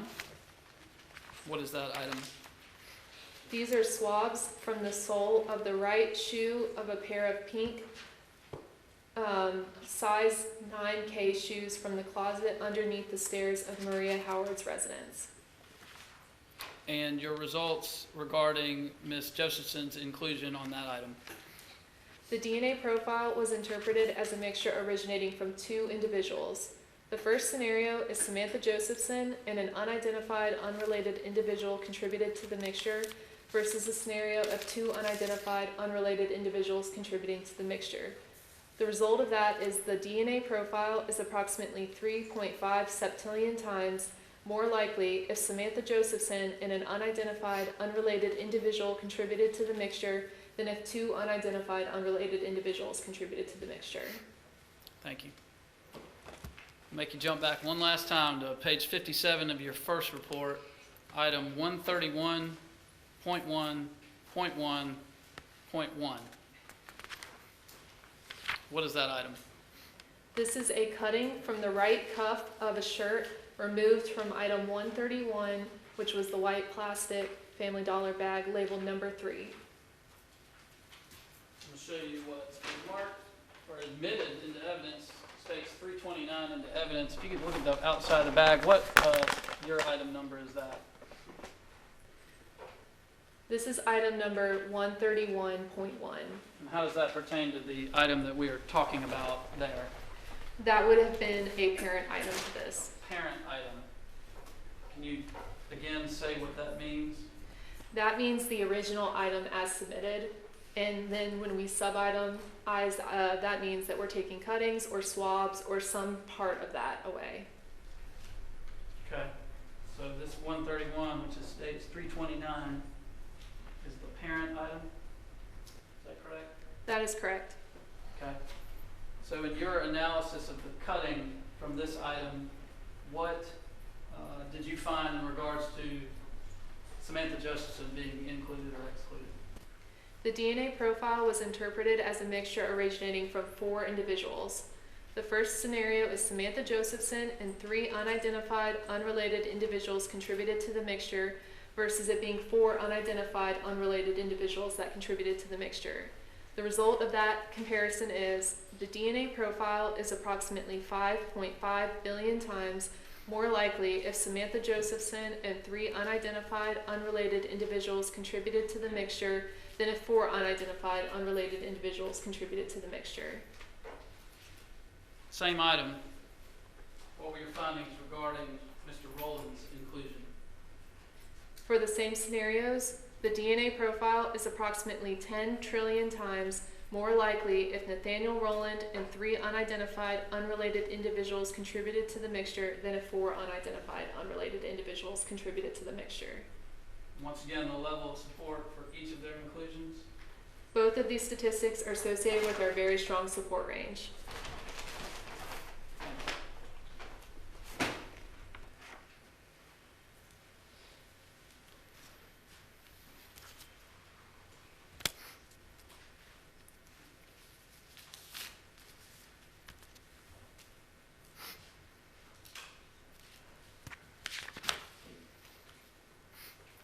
Same item, the parent item 131. There was on your item 131.1.1.2. It's a swab from a scraping of the neck area. Is that right? That is correct. What were your results regarding that interpretation? The DNA profile developed as a mixture of at least 5 individuals. Due to the complexity of this mixture, no further interpretation will be offered. Okay. And 131.1.2, what is that item? This is 131.1.2.1. This is a cutting from the left thigh area of pants removed from item 131, which is a white plastic Family Dollar bag labeled number 3. I believe that's the same bag here as in states 329, correct? That is correct. All right, and it was a pair of pants, you said? That is correct. Okay. What was your result regarding Ms. Josephson on that item? The DNA profile was interpreted as a mixture originating from 3 individuals. The first scenario is Samantha Josephson and 2 unidentified, unrelated individuals contributed to the mixture versus the scenario of 3 unidentified, unrelated individuals contributing to the mixture.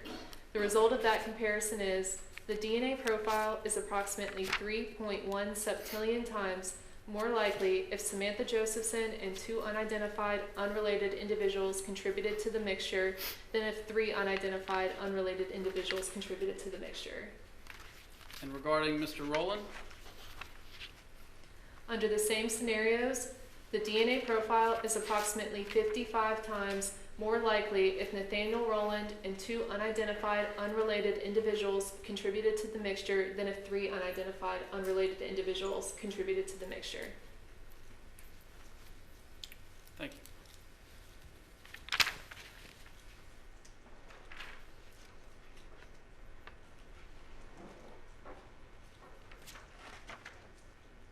All right, last item.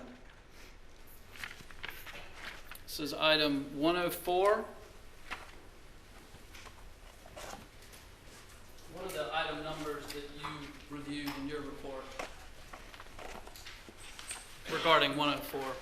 Is it 104.1, .2, and .3? 104.1, 104.2, 104.3.1, and that's correct. All right, I'm going to show you what has been introduced into evidence already as states 295. Is that the parent item 104? Yes, that is correct. Okay, so the analysis we're about to discuss, it's fair to say that all of that pertains to this item? Yes. All right. What is item 104.1? These are swabs from serrated blade of camo-colored multi-tool from the white plastic Family Dollar bag labeled number 2. Okay, you said swabs from the serrated blade? That is correct. All right.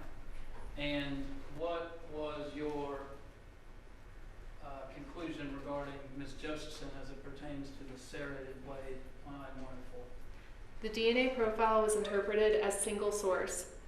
Scenario 1 is Samantha Josephson contributed the DNA profile versus Scenario 2, an unidentified, unrelated individual contributed the DNA profile.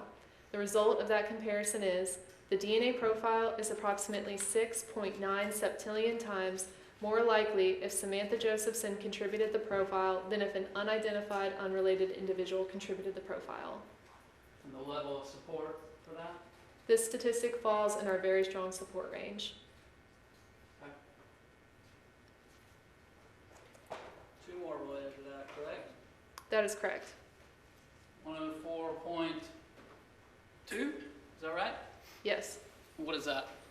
These are swabs from the inner edges of handles of camo-colored multi-tool from the white plastic Family Dollar bag labeled number 2.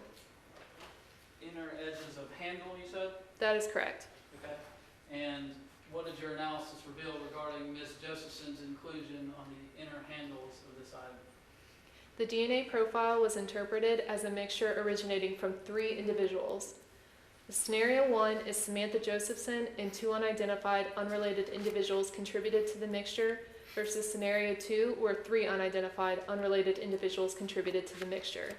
The result is the DNA profile is approximately 2.6 septillion times more likely if Samantha Josephson and 2 unidentified, unrelated individuals contributed to the mixture than if 3 unidentified, unrelated individuals contributed to the mixture. So the level of support for Ms. Josephson's inclusion of the mixture on this handle is what? This falls within our very strong support range. Same line of questions regarding Mr. Rowland on this handle. Under the same scenarios, the DNA profile is approximately 49 times more likely if Nathaniel Rowland and 2 unidentified, unrelated individuals contributed to the mixture than if 3 unidentified, unrelated individuals contributed to the mixture. Included? This DNA profile is 49 times more likely if Nathaniel Rowland and 2 unidentified, unrelated individuals contributed to the mixture than if 3 unidentified, unrelated individuals contributed to the mixture. And that falls under your weak level of support, correct? That is correct. All right. Now, in regards to the handle, as we just discussed, did you do additional testing? Specifically, earlier we talked about Ystr methodology. Did you do Ystr examination of this item? I did. And what was the result of your analysis regarding the handle from a Ystr standpoint? The Ystr profile developed is a mixture of at least 2 male individuals. Xavier McFadden, Marcus Dewane Williams, Oshimer Williams, and Rod Fleming are excluded as possible contributors. The partial Ystr profile of the major contributor to this mixture is from unidentified male individual B. The partial Ystr profile of the minor contributor to this mixture matches the Ystr profile of Nathaniel Rowland. The probability of randomly selecting an unrelated male individual having a Ystr profile matching the minor contributor to this mixture is approximately 1 in 59. Paternal male relatives of Nathaniel Rowland may not be excluded as the minor contributor to this mixture. All right, so for the Ystr analysis of the handle, it's a mixture, correct? That is correct. And the major contributor could not be identified? That is correct. And in regards to the minor contributor, what are you saying again regarding Mr. Rowland as the minor contributor? The partial Ystr profile of the minor contributor to this mixture matches the Ystr profile of Nathaniel Rowland. And lastly, 104.3.1, what is that? This is a hair from the camo-colored multi-tool from the white plastic Family Dollar bag labeled number 2. Okay, and a hair from the same item? That is correct. Okay, and what was your finding regarding Ms. Josephson's inclusion in the hair found on item 104? The DNA profile was interpreted as single source. Scenario 1 is Samantha Josephson contributed the DNA profile versus Scenario 2 where an unidentified, unrelated individual contributed the DNA profile. The result of that comparison is the DNA profile is approximately 6.8 septillion times more likely if Samantha Josephson contributed the profile than if an unidentified, unrelated individual contributed the profile. And the level of support for that? This statistic falls in our very strong support range.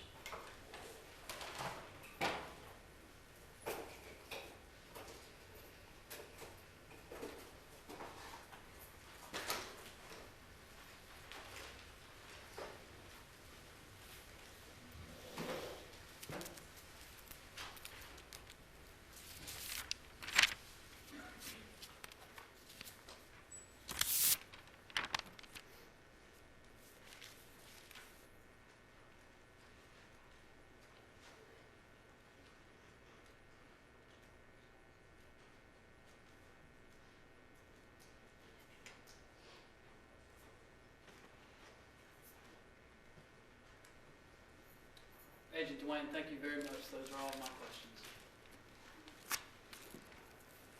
Ladies and gentlemen, we'll take about 15 minutes. Good afternoon, Agent Dewane. Is it Agent Miss? Agent's fine. Agent, okay. Agent Dewane, how are you? Good, how are you? I'm good. All right, so you just testified about a whole bunch of items. I'm going to try not to go back through everything, but I can't promise. I want to back up, though, to when you first got involved with this case. That was back in March of 2019, right? That is correct. And do you recall the first day that an item was submitted to you for testing?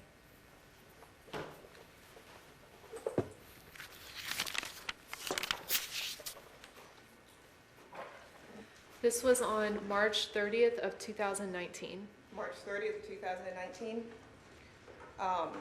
Do you have all of your, I guess, supplemental reports, or do you just have the report from December and June? I just have the latter two. Okay.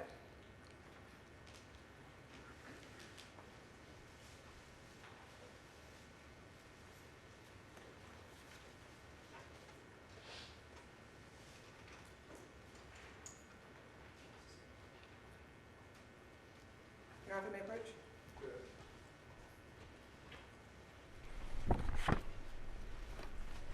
I just needed your report dated March 30th, 2019, correct? That is correct. And you had a number of supplemental reports after that, right? That is correct. And that's because there was a large volume of items submitted for testing and you kind of updated as you went. That is correct. So I think we had, what, a total of 7 or so different report installments? I received evidence on 8 different days. Do you have those days? I do. Can you tell us what they are, please? The first date was March 30th of 2019, and then April 1st of 2019, April 3rd of 2019, April 4th of 2019, April 15th of 2019, April 18th of 2019, August 9th of 2019, and June 29th of 2021. Thank you. Now, if you look back at your, what was submitted to you on March 30th, you were provided with 3 items to compare on that day, correct? That is correct. And you received a buccal swab from Ms. Josephson. I apologize, I received 5 items. 5? Okay. One of those items was a buccal swab from Ms. Josephson. That is correct. Another one was a swab from a left shoe, a black and white shoe. That is correct. And a third one was a swab from the rear driver side interior panel. That is correct. And you said you received the items on the 30th and you issued your report on the 30th, correct? That is correct. And that request came from who? Do you recall? I got the phone call from a SLED agent. Do you remember which one it was? I do not recall off the top of my head. Well, let me ask you this. Is it common practice, or just is it common for your department to be able to turn around on testing, peer reviews, and issuing reports within a number of hours? Yes, it depends on the number of items and the type of items. And sometimes it takes months. Is that fair? That is correct.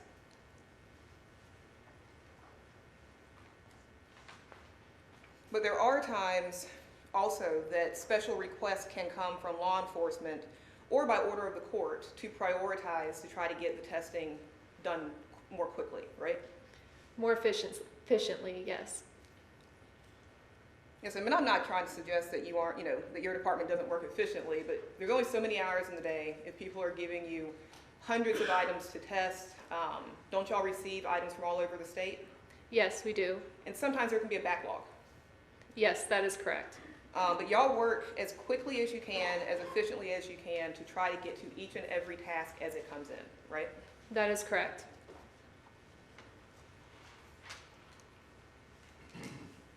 Now you said your the third report you issued was around April 18th. I apologize, I do not have the dates of the reports.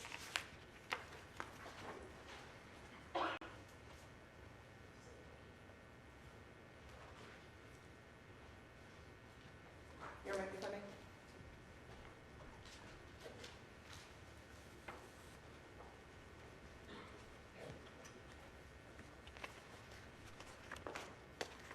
Yes, this report is dated April 18th of 2019. And on this report, we see for the first time that items 17 and 18 are listed, correct?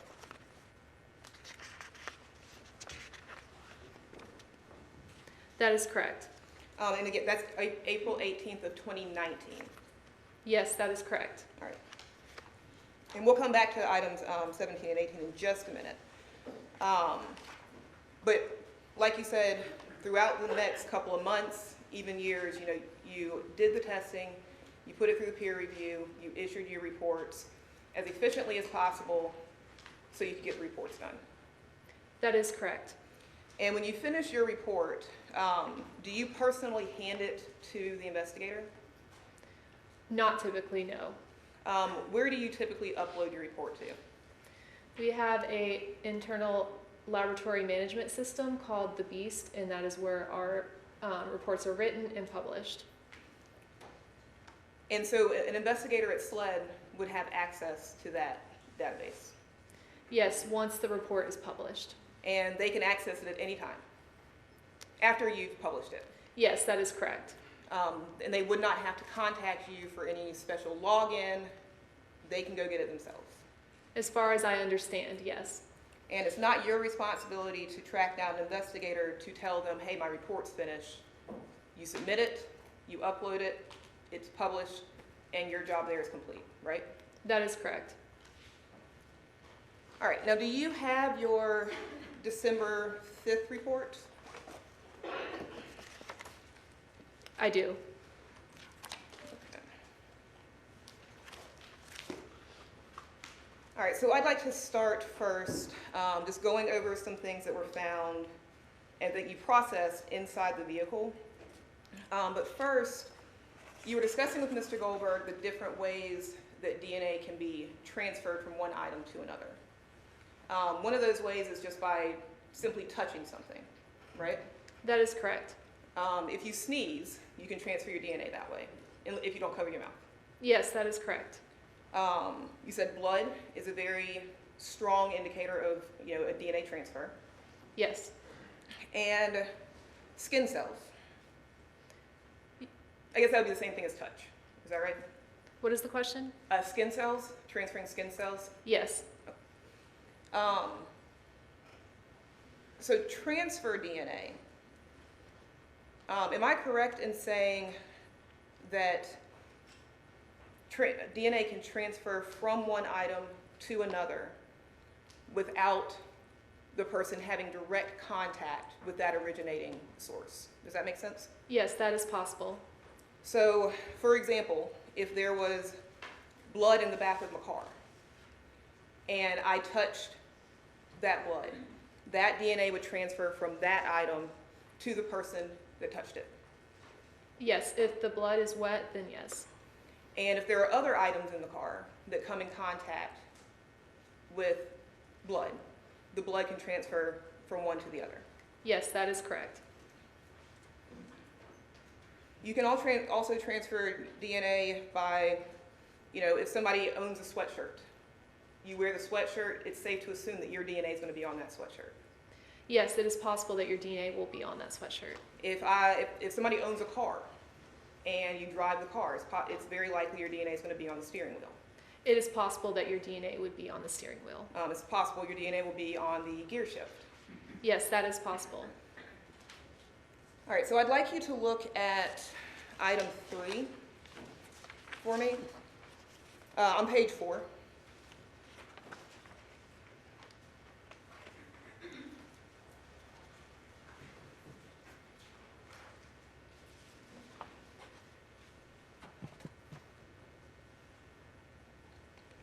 Item 3 was one of the first things you said was given to you on March 30th. That is correct. And the swab was labeled from rear driver door side interior panel, correct? That is correct. And when you ran this sample, correct me if I'm wrong, but you did not have a known sample from Mr. Rowland at that point, right? That is correct. But on March 30th, the presumptive test for blood was positive. Yes, that is correct.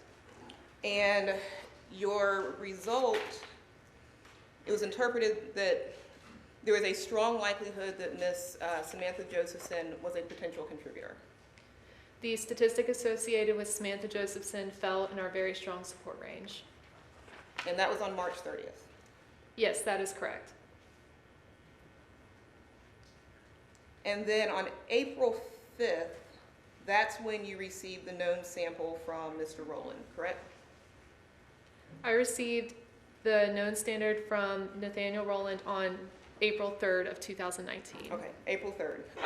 But on the April 5th report that you issued, that's when you indicated that Nathaniel Rowland was excluded from that sample as a possible contributor, correct?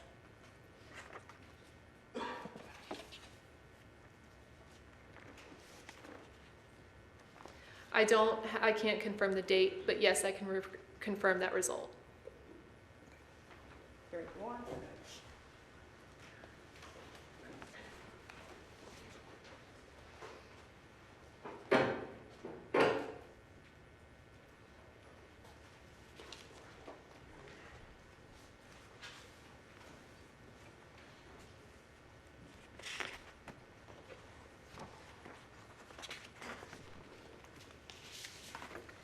Yes, for the report issued on April 5th of 2019, The result regarding Nathaniel Rowland for item 3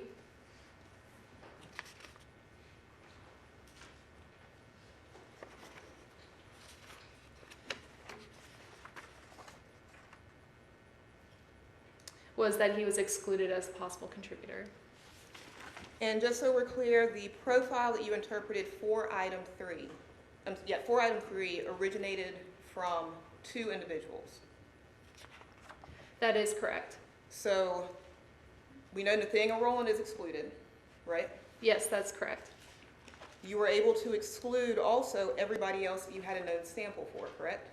Yes, that is correct. So there's an unidentified profile mixed with Ms. Josephson's profile on that swab. Yes, that is correct. Now I'd like you to turn your attention to item 22.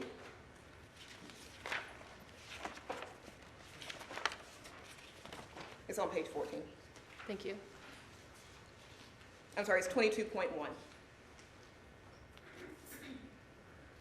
This item is listed as the envelope swab from stain below address window on item 22. That is correct. And for this particular item, you also got a mixture of 2 individuals. Yes, that is correct. And your proposition is that there's a strong likelihood, 3.7 septillion times more likely if Samantha Josephson was a contributor? The statistic associated with Samantha Josephson as a possible contributor falls in our very strong support range. Yes, ma'am. And that number is 3.7 septillion times more likely? Yes, And for this item, Nathaniel Rowland is also excluded, correct? yes, that is correct. And you've excluded everybody else that you had no profiles for. Yes, that is correct. So it's Samantha Josephson mixed with an unidentified person. Yes.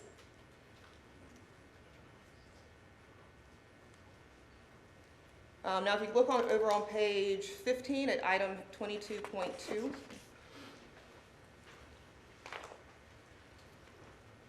it's another swab taken from this envelope, swab from the outer edges of item 22.2, correct? That is correct. And on this swab, we had a mixture of 3 individuals. Yes, that is correct. And the DNA profile is approximately 42 billion times more likely if Samantha Josephson and 2 unidentified related individuals contributed to the mixture than if 3 unidentified unrelated individuals contributed to the mixture. Yes, that is correct. So a very strong probability that Ms. Josephson is present. A very strong statistic associated with her possible inclusion.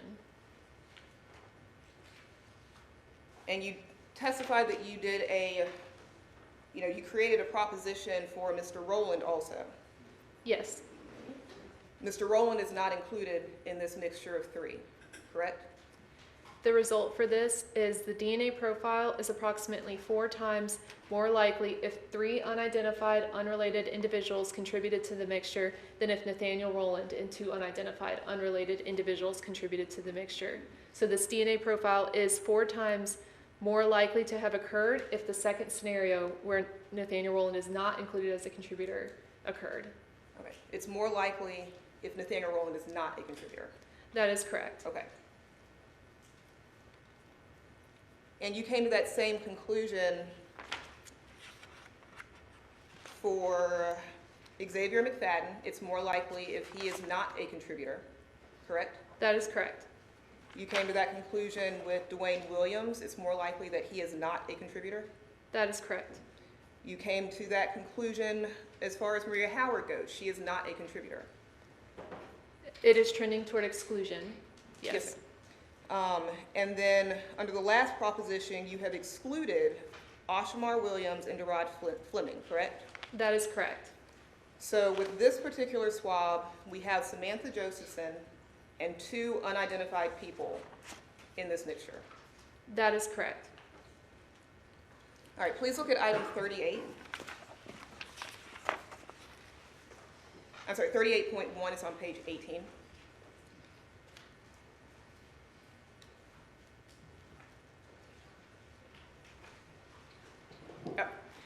This particular swab is a mixture of at least 5 people, Yes, that is correct. and you testified that anything over 4 you cannot run an analysis on. Yes, that is correct. And how many DNA profiles does each person have? One per person, right? Yes, that is correct.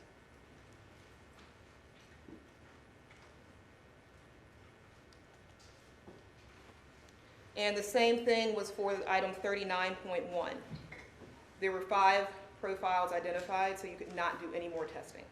Yes, that is correct. But we know there were 5. Yes.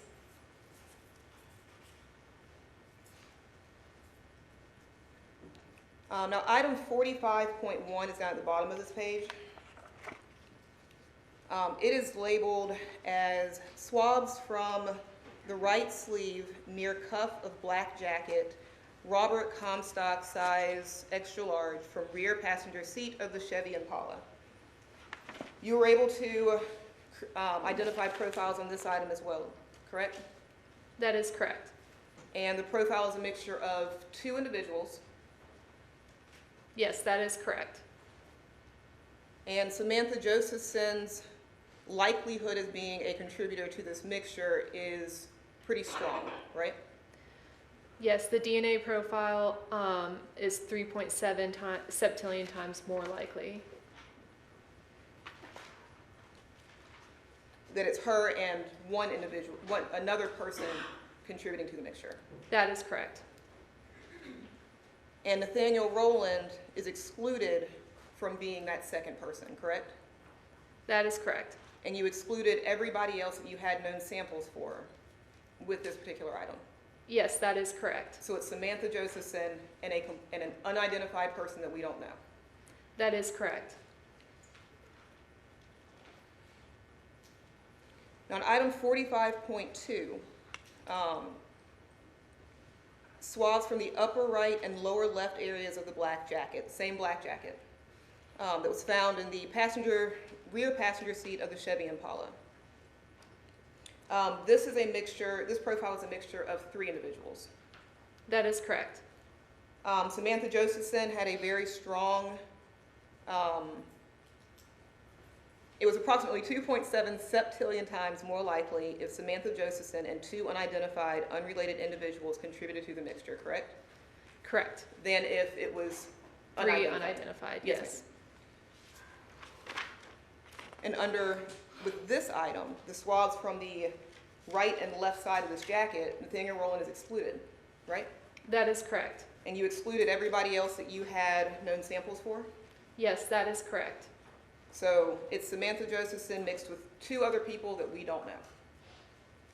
Yes, that's what the statistic implies. And when we look at 45.3, that's another, the scraping from the interior neck area of the same black jacket that was found in the back seat of the car. Yes, that is correct. It's a mixture of at least 5. Yes, So you could not do any testing on that. that is correct. Can you turn to page 24, please, item 62?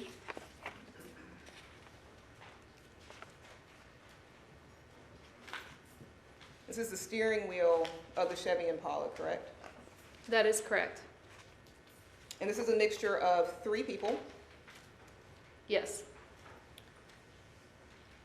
And the first proposition that you did included Nathaniel Rowland as a possible contributor. Yes. And it was approximately 970 billion times more likely if Nathaniel Rowland and 2 unidentified, unrelated individuals contributed to the mixture. The DNA profile was approximately 970 billion times more likely if that were the case, yes. Yes, ma'am. Versus it being 3 unknown people. Yes, that is correct. And then you ran the proposition for Maria Howard, Yes. and she had a pretty strong supported proposition for being included on that swab as well, right? Yes, the statistic associated with Maria Howard was in our very strong support range. And having DNA of 2 individuals who were driving a vehicle show up on a steering wheel is not uncommon, correct? That is correct.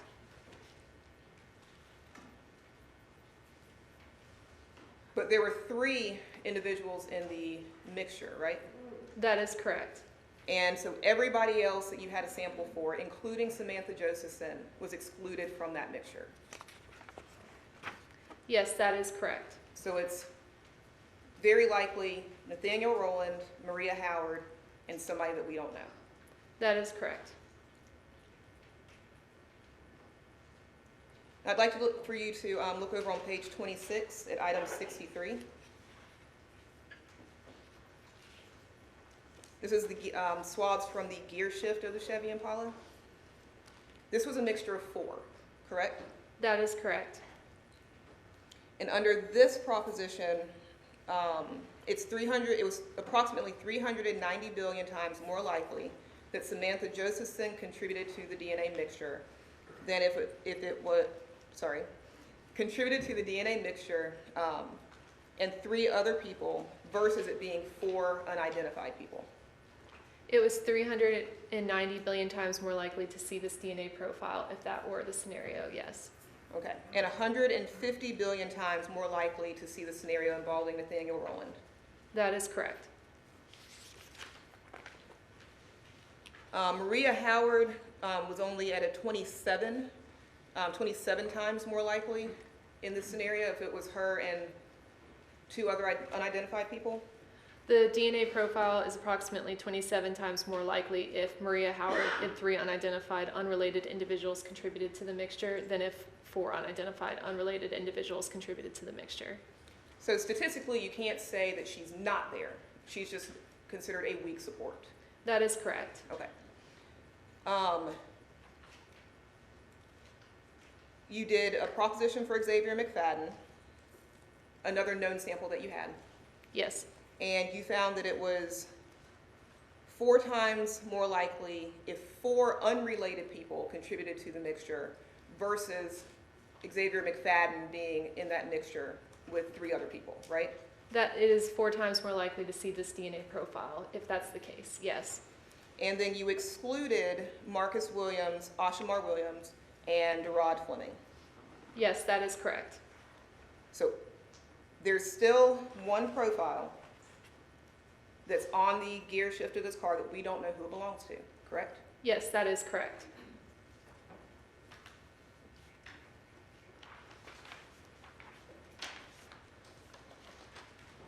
Can you look at item 64 for me, please? It's on page 28, it's the next page. The exterior door handle of the rear passenger side. That is a mixture of 3 individuals. That is correct.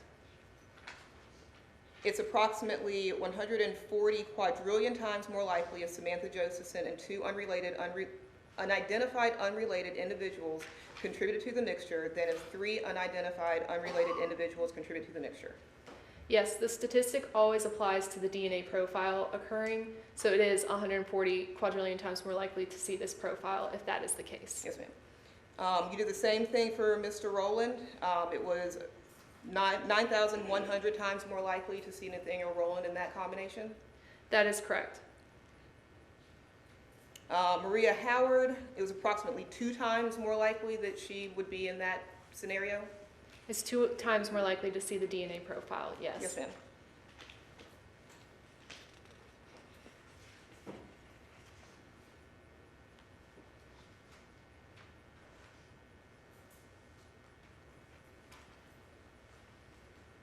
Begging the court's indulgence.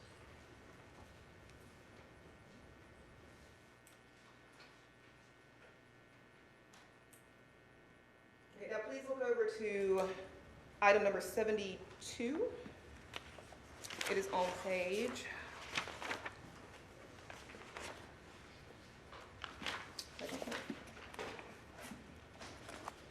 Oh, I believe that's in your June report. Is that right? That is correct.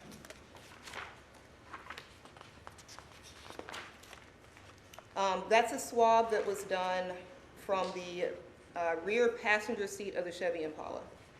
That is correct. It was presumptive for blood. Yes, that is correct. The profile that you developed was a combination of 2 individuals. Yes, Nathaniel Rowland is not one of those individuals. that is correct. He is excluded. And in fact, outside of Ms. Josephson's profile, you excluded every other individual you had a known sample from. Yes, that is correct. So it's Ms. Josephson's profile mixed with somebody that we don't know. Yes.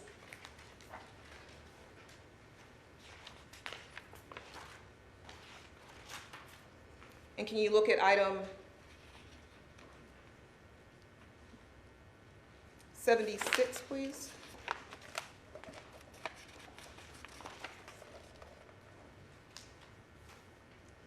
Swab from the rear driver's side seat of the Chevy Impala. Mr. Rowland is not a contributor in that one either, correct? That is correct. Okay. Now this is going to take you back to the December report. I apologize for skipping around on you. Talking about some of the items that were found over at the Mountain Brook address. I'm going to start with item 104. And that would be on page 32 of your December report. So you did you received a swab from the serrated blade, correct? That is correct. Mr. Rowland's profile is not on that blade, correct? That is correct. And there's a second swab that was turned into you, swabs from the inner edges of handles of camo-colored multi-tool, from the white plastic Family Dollar bag number 2. Yes, that is correct. That is a mixture of 3 individuals. Yes. Samantha Josephson has a strong support probability of being included. The statistic associated with Samantha Josephson falls in our very strong support range. Yes, ma'am. And that number that was assigned to that is 2.6 septillion. That is correct. And then you did the same setup for Mr. Rowland and 2 unidentified unrelated individuals versus it being 3 unidentified unrelated individuals, correct? Yes, that is correct. And your result for that one was the DNA profile is approximately 49 times more likely if Nathaniel Rowland and 2 unidentified unrelated individuals contributed to the mixture. Yes, than if 3 unidentified unrelated individuals contributed to the mixture. So there's a significant difference, wouldn't you agree, between 2.6 septillion and 49? Yes, I agree. Okay, and 49 is, on your verbal scale, you said considered weak. Yes, that falls in our weak support range. And you did there was an extra step with the Ystr profile development, correct? Yes, that is correct. And you had testified earlier about, a major contributor and a minor contributor. The major contributor, you said, leaves more DNA. There's more information for that individual's profile that's available. That's why it's considered major. Yes, that is correct. Okay. And the minor is whatever's left? For a 2-person mixture, it's whatever is left. Okay. And the major contributor on item 104.2 for the Ystr profile is unidentified male individual B, correct? Yes, that is correct. Okay. You said the minor contributor you're attributing to Nathaniel Rowland, right? Yes. But a little bit farther down, you say the probability of randomly selecting an unrelated male individual having a Ystr profile matching the minor contributor to this mixture is approximately 1 in 59. Yes, that is correct. Am I correct in saying that's 1 in every 59 people? Or men, 1 in every 59 men? No, this is a statistic that is a counting method, and so we have a database that has a specific number of people, and basically each location of DNA is counted how many times it appears in that database, given the total amount of people, and then it is multiplied together through the product rule to get a final probability. Okay. But you have him listed as a minor contributor, right? That is correct. All right. And again, the major is an unidentified male B. Yes, that is correct. Can you look at item 107.1, please? That is on page 36. This is a swab from the cuff of a black left-hand glove from inside of a Family Dollar bag, correct? Yes, that is correct. This particular swab has a mixture of 4 individuals. Right? Yes, that is correct. And again, each human being only has one DNA profile, so we're dealing with 4 different people. Yes, that is correct. So with this particular sample, you had a combination of Samantha Josephson and 3 unrelated individuals, correct? Yes, that is correct. And when you considered whether or not that scenario was likely, the DNA profile is approximately 2.5 septillion times more likely if Samantha Josephson and 3 unidentified unrelated individuals contributed to the mixture than if it was 4 unknown or unidentified unrelated individuals, correct? That is correct. And you also testified that Mr. Rowland, Nathaniel Rowland's profile, it was possible 460,000 times more likely if Nathaniel Rowland contributed in that same scenario? Yes, to see that DNA profile. And you did that same scenario for Maria Howard? That is correct. And hers was approximately 4 times more likely in the Maria Howard plus 3 unknown scenario? Yes, that is correct. And then everybody else that you had a known sample for was excluded, correct? Yes, that is correct. So there's an unknown, unidentified person involved in this profile. Yes, that is correct. And you testified, I just want to back up for a second. When you get your swabs from serology, is there a picture or any sort of photograph of where they took the cutting from or anything like that? I do not look at these pictures, but I think that it is in our protocol. I'm not actually 100% sure, Okay. but I know at times they take pictures and other times they do not. Okay.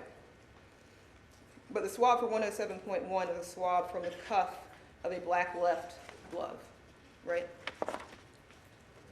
Left-handed glove. Yes, that is correct. All right, now on that same page, item 108.1. Swab from the bottom crease on exterior of bag from item 108. And item 108 is a Family Dollar bag. Yes, Correct? that is correct. And this is a mixture of 2 individuals, correct? Yes, that is correct.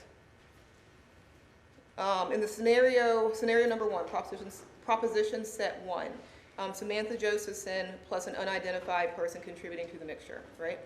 Versus 2 unidentified unrelated individuals. Yes. Yes. And you said it was approximately 3.9 septillion times more likely that this combination with Samantha Josephson and an unknown, 3.9 septillion times more likely than if it was 2 unknowns. It was 3.9 septillion times more likely to see this DNA profile if the scenario involving Samantha Josephson occurred rather than if the scenario not including Samantha Josephson occurred. And then Nathaniel Rowland is excluded. That is correct. So this combination on 108.1 is Samantha Josephson plus somebody that we don't know. That is correct. Item 108.2, swab from the handles of a bag swab from handles of bag from item 108, which is identified as the white plastic Family Dollar bag, bag number 1, right? Yes, that is correct. Nathaniel Rowland is not a contributor to this mixture either. That is correct. And it's a mixture of 2 people. Yes, that is correct. You excluded every single person that you had a known sample for except Samantha Josephson, correct? Yes, that is correct. So the proposition that it's a combination of Samantha Josephson plus an unrelated unidentified person versus it being 2 unidentified people, it's more likely, it's 3.5 septillion times more likely that it's Samantha Josephson plus 1 more. It is 3.5 septillion times more likely to see the DNA profile if scenario 1 was Samantha Josephson is true than if scenario 2 occurred. Yes, ma'am. And we know that Nathaniel Rowland is not that second person. That is correct. He is excluded.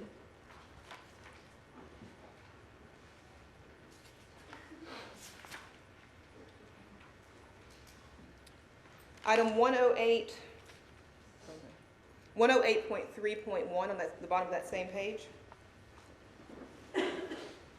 Cuttings from 5 wads of possible paper towels from miscellaneous contents removed from item 108, correct? That is correct. A mixture originating from 3 people. Yes, that is correct. Proposition 1, Samantha Josephson and 2 unidentified, unrelated individuals contributed to the mixture. Versus 3 unidentified, unrelated individuals contributing to that mixture. Yes, that is correct. And it's 56 million times more likely if Samantha Josephson and 2 unidentified, unrelated individuals contributed to that mixture versus it being 3 unidentified people. The DNA profile is approximately 56 million times more likely if that occurs. Yes. And you did the same scenario with Xavier McFadden, one of your known samples. Yes. And your conclusion for that combination was the DNA profile is approximately 32 times more likely if 3 unidentified, unrelated people contributed to the profile versus if it's Xavier McFadden and 2 unidentified people. Yes, that is correct. You did the same setup for Nathaniel Rowland. Yes, that is correct. And for him, the conclusion was the DNA profile is approximately 22 times more likely if it was 3 unidentified, unrelated individuals contributing to the profile versus if it was Nathaniel Rowland and 2 unidentified people. Yes, that is correct. It's more likely it's somebody else, in layman's terms. That is correct.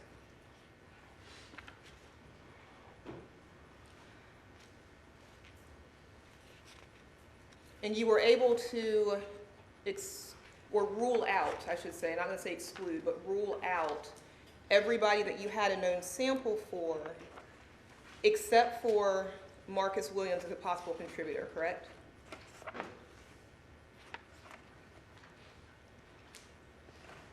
I wouldn't use that wording. Okay, I'm sorry. I'm not trying to put words into your mouth. You were not able to get a strong support likelihood for any other person that you had a known sample for with this scenario. For inclusion? Yes, ma'am. That is correct. Okay. And I apologize about I'm not a scientist. Will you look at 108.3.2, please? Cutting from, it's on page 42, cutting from 1 wad of possible paper towels from miscellaneous contents removed from the bag from item 108, the Family Dollar bag, bag number 1. This is a mixture of 3 people, 3 individuals in the profile, correct? That is correct. With the combination or the scenario of Samantha Josephson and 2 unidentified individuals versus 3 unidentified individuals, your conclusion was that it is 2.7 septillion times more likely if Samantha Josephson and 2 unrelated individuals contributed to the mixture than if 3 unidentified, unrelated individuals contributed to the mixture, correct? It is 2.7 septillion times more likely to see this DNA profile if that is the case, yes. And you ran that same scenario for Nathaniel Rowland. Yes. And your results for that one were it's approximately 3 times more likely if Nathaniel Rowland and 2 unidentified, unrelated individuals contributed to the mixture, correct? Sorry, go ahead. The DNA profile is approximately 3 times more likely if that is the case, yes. And that is considered a weak support for inclusion, right? Yes, the statistic falls in our weak support range.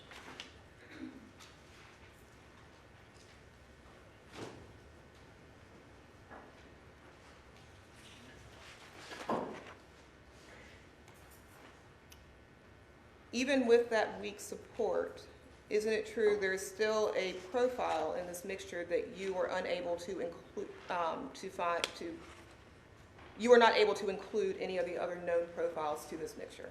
Yes, that is correct. So there's an unidentified profile in this mixture. Yes, that is correct. Item 108.3.4.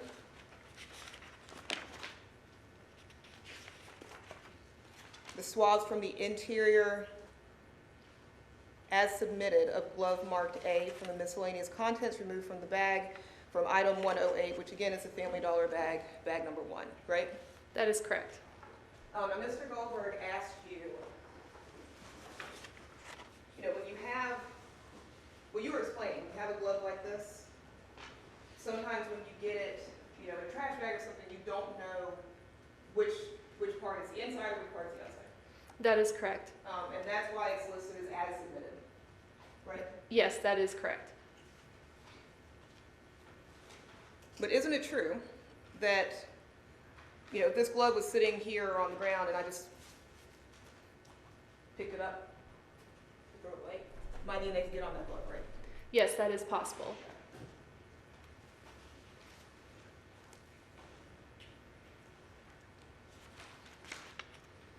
But on the glove that you got the swabs from, there are 3 individuals in the profile, right? This is for item 108.3.4. Yes, ma'am. Yes, it was interpreted as a mixture originating from 3 individuals.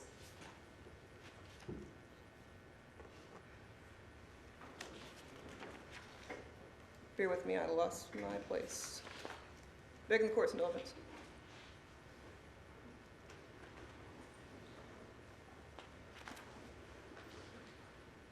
Okay.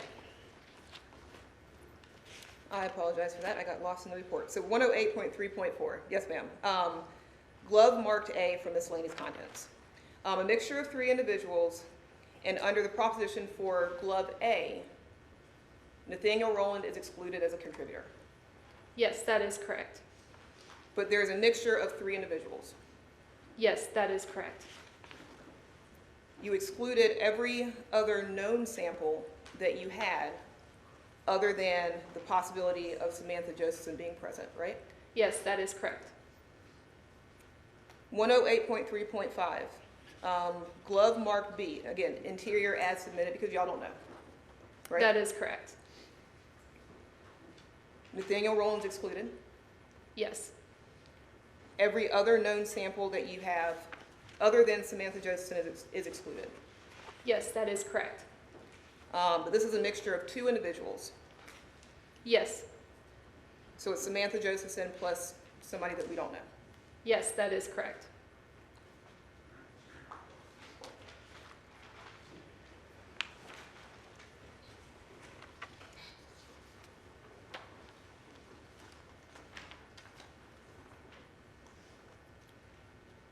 I want to go back to this glove for just a second. Now, assuming, because we don't know, if somebody has your hand, I ripped it, we'll try that again.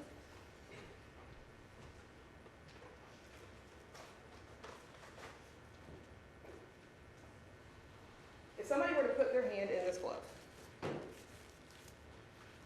I apparently cannot get my hand in this glove. Let's imagine that somebody had their hand inside of a glove, right?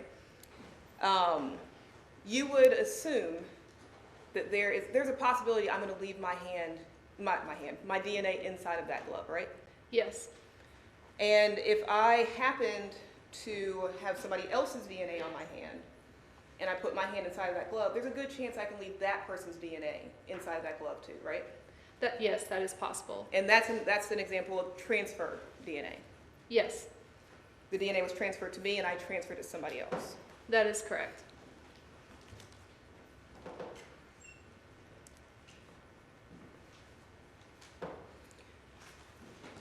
All right, so can you please look at item 108.3.6, please?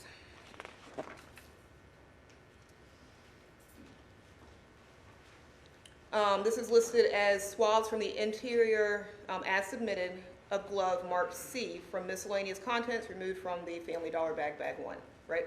That is correct. This is a combination of 4 profiles. Yes, So 4 different people. that is correct. And Samantha Josephson, you had the scenario Samantha Josephson plus 3 unidentified unrelated individuals versus it being 4 unidentified unrelated individuals. That is correct.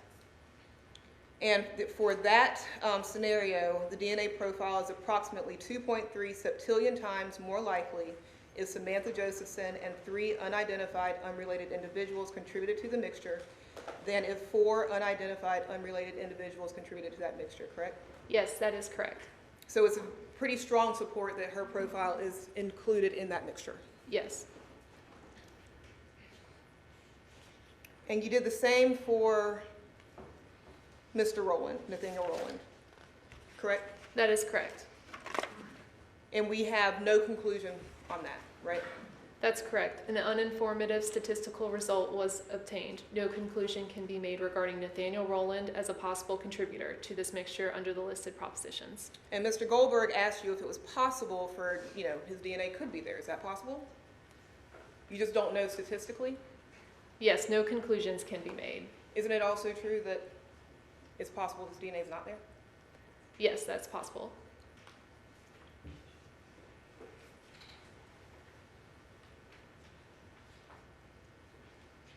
Will you look at item 128.1.1, please? That's on page 48.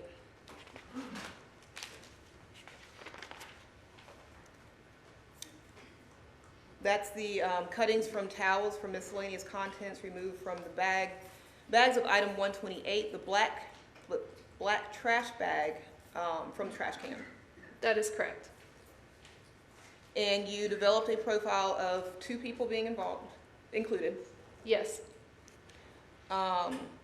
Samantha Josephson, in her scenario, Ms. Josephson and 2 unrelated individuals. I'm sorry, Samantha Josephson and 1 unrelated individual, right? that is correct. Versus 2 unrelated individuals. Yes, And it's 3.9 septillion times more likely if the scenario involves Samantha Josephson and that 1 unrelated person. the DNA profile is approximately 3.9 septillion times more likely if that is the case, yes. Rather than if 2 unidentified unrelated individuals contributed to the mixture. Yes, ma'am. And Nathaniel Rowland, when you put him in that scenario, he's excluded. That is correct. Along with everybody else you had known profiles for, correct? That is correct. So this combination is Samantha Josephson plus somebody that we don't know. That is correct.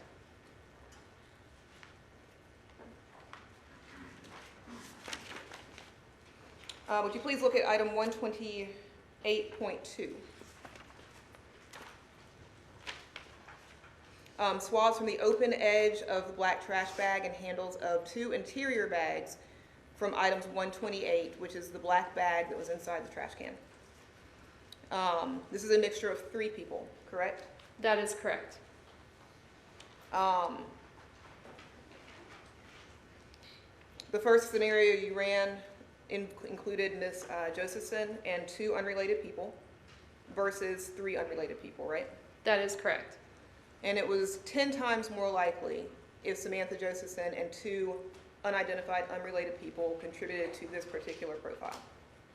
It is 10 times more likely to see this DNA profile if Samantha Josephson and 2 unidentified unrelated individuals contributed to the mixture rather than if 3 unidentified unrelated individuals contributed to the mixture. So her profile is present, it's just not the strongest support. It's a weak support. There in this is, scenario. yes, there is weak support for her possible inclusion. And you ran the scenario with Maria Howard and 2 unidentified individuals versus it being 3 unidentified individuals, correct? That is correct. And for that scenario, it's approximately 12 billion more times likely if the combination was Maria Howard and 2 unidentified unrelated individuals contributing to the mixture than if it were 3 unknown unrelated individuals, correct? It is 12 billion times more likely to see this DNA profile if that is the case, yes. So Ms. Howard is 12 billion considered a strong support, medium support, or weak support? This statistic falls in our very strong support range. And you did the same scenario for Mr. Rowland, correct? That is correct. And for Mr. Rowland, when you were looking at him plus the 2 unidentified people versus the 3 unknowns, it was approximately 5 times more likely if 3 unidentified, unrelated individuals contributed to the mixture versus Mr. Nathaniel Rowland and 2 unidentified, unrelated individuals, correct? It is 5 times more likely to see the DNA profile if that is the case. Yes, ma'am. So it's more likely that it's 3 unknown people. It is more likely to see this DNA profile if 3 unidentified, unrelated individuals contributed to the mixture rather than if Nathaniel Rowland and 2 unidentified, unrelated individuals contributed to the mixture. Yes, ma'am. I swear we're almost done. Can you look at item 130.1.1, please?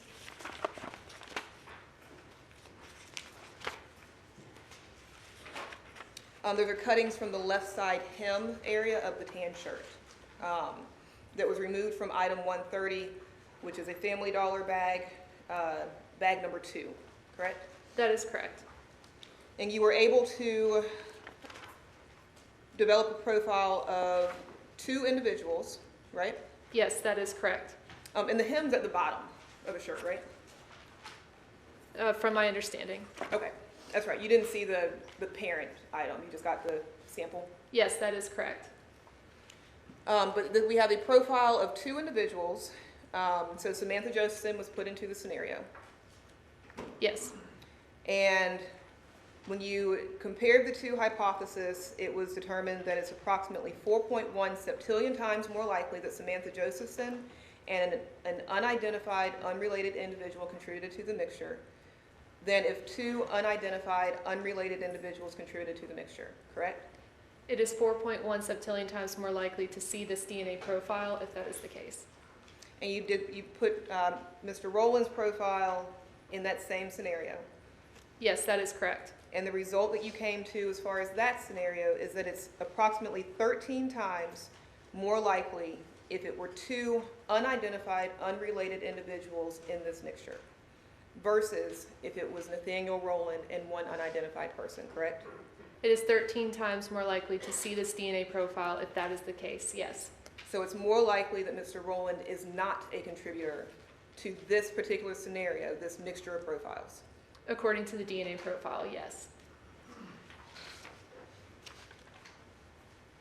And can you look at item 130.1.2, please? That's the scraping from the neck area of the tan shirt, correct? That is correct. This is another one where it's a mixture of 5. Not quite. This was a DNA profile that was developed, but due to the complexity of the profile and the inability to determine a number of contributors, no further interpretation will be offered. I apologize about that. I was looking at the wrong one. But anyway, you never did any further analysis because you couldn't determine how many people's profiles were present. Is that what that breaks down to? Exactly. And is it usually the situation when you have something like this, you can't determine how many? Is it typically more than 1? Yes. Typically more than 2? No, that's not necessarily the case. It can be where you suspect that it's a mixture of 2 or anywhere above that. Okay, but definitely more than 1. Yes. Okay. Will you look at item 130.2 for me, please?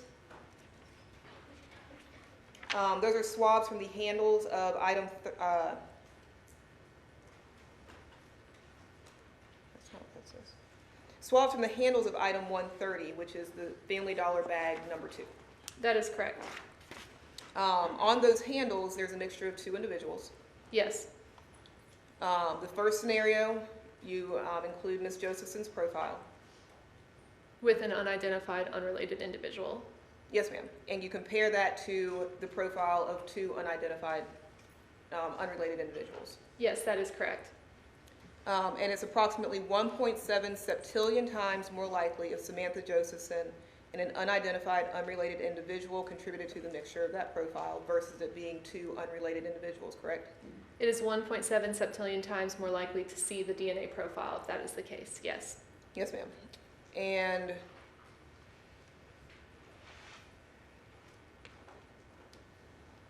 there were no other known profiles, known samples that you have that you could include as that second individual, right?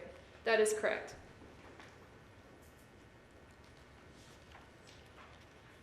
Would you please look at item 131.1.1.1? That's a cutting from the right cuff of a shirt.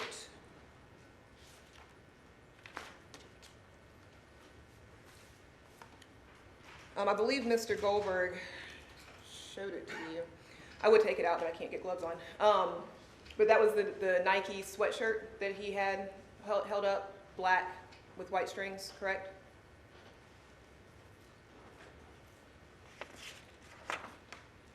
From my memory, yes. So for this particular item, the cutting from the right cuff, I think we might have skipped over it. There were 4 individual profiles identified in this sample, correct? That is correct. So you do the scenarios, you include Ms. Josephson's profile with 3 unidentified individuals versus it being 4 unidentified, unrelated individuals, correct? Yes, that is correct. And Ms. Josephson has what you would consider a very strong probability of being present in this particular mixture? Yes, the statistic associated with Samantha Josephson is in our very strong support range.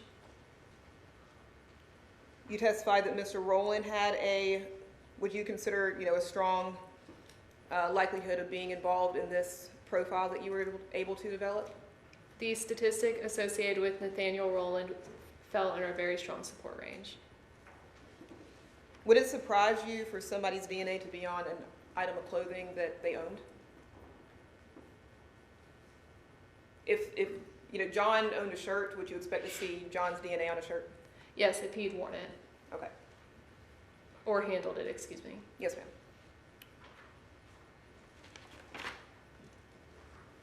And then you excluded everybody else that you had a known sample for, correct?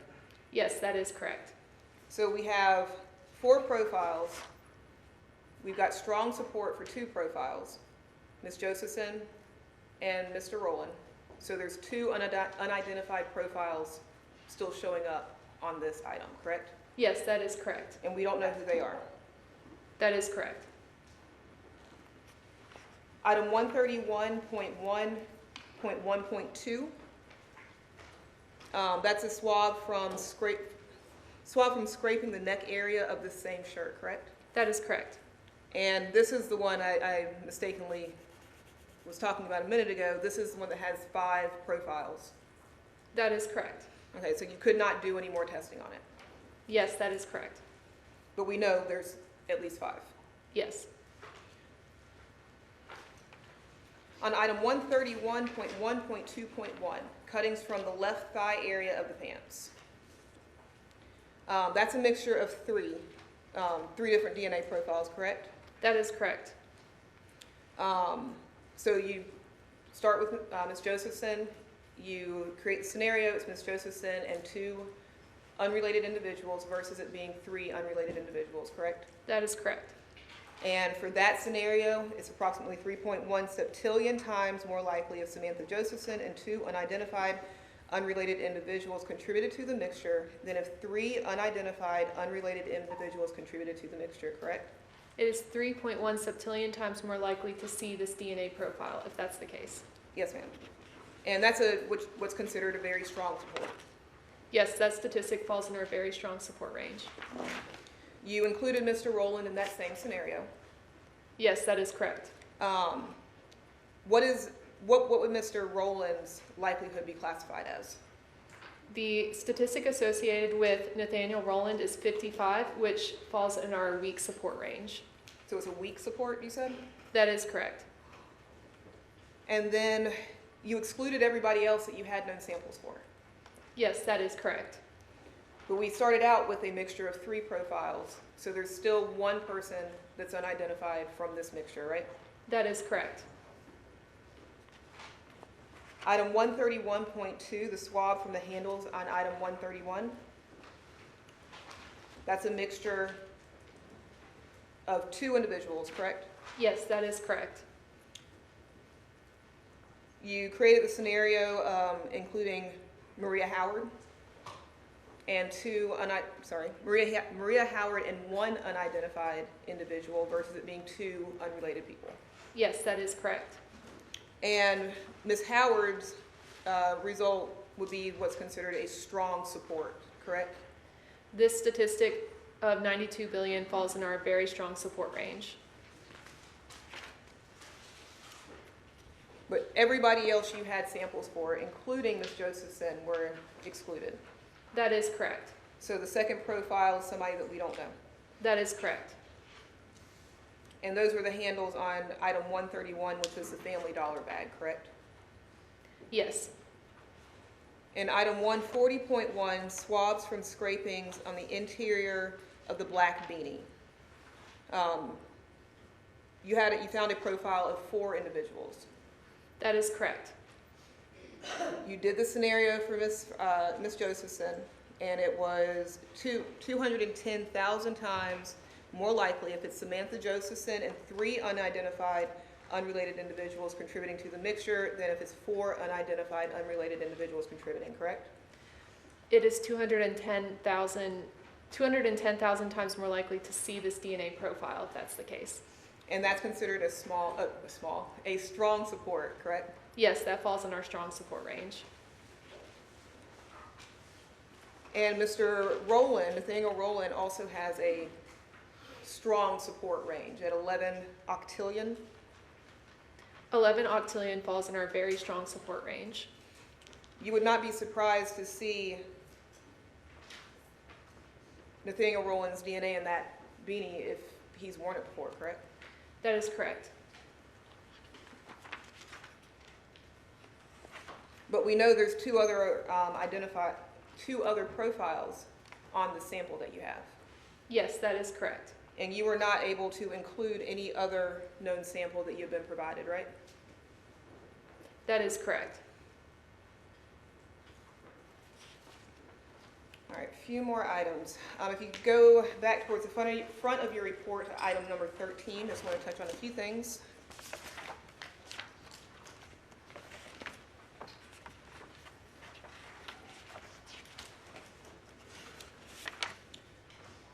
You mentioned testing hair. A number of different hairs were collected and submitted for testing, right? That is correct. Did these hairs have roots on them? If the hair was taken through DNA analysis, then it had a suspected root on it. So when you received the hair, were you doing a root test or were you testing for some other type of DNA like blood or touch or something? When we receive a hair, we look at it under a microscope and determine if there is a possible root. And if there is, we will send it forward to DNA analysis. And a root is just skin cells from your head. Okay. So if there's any hair that has testing done, then are you testifying that there was a root present? I'm testifying that there was an apparent root present. Okay. All right. Fair enough.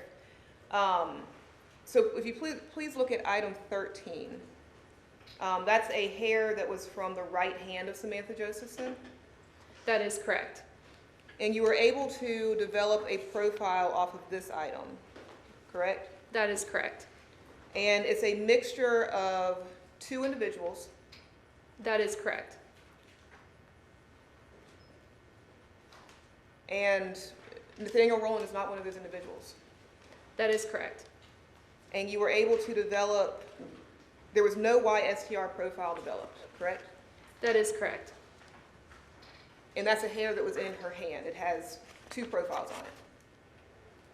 Yes.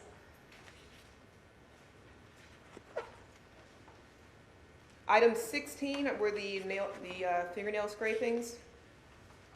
16.1 was the right hand fingernail scrapings for Ms. Josephson, correct? That is correct. Nathaniel Rowland's DNA is not under Samantha Josephson's right hand fingernails for the scrapings, correct? For the STR profile, that is correct. Yes, ma'am. For 16.2, Nathaniel Rowland's DNA is not under Ms. Josephson's fingernails. That is correct. For item 17, fingernail clippings from the right hand of Ms. Josephson. Nathaniel Rowland's DNA is not on the fingernail clippings, correct? That is correct.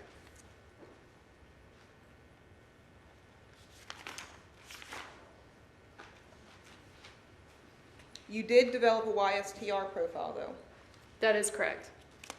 but you couldn't determine the number of contributors to that profile. That is correct. So you couldn't do anything else with it. Yes, that's correct.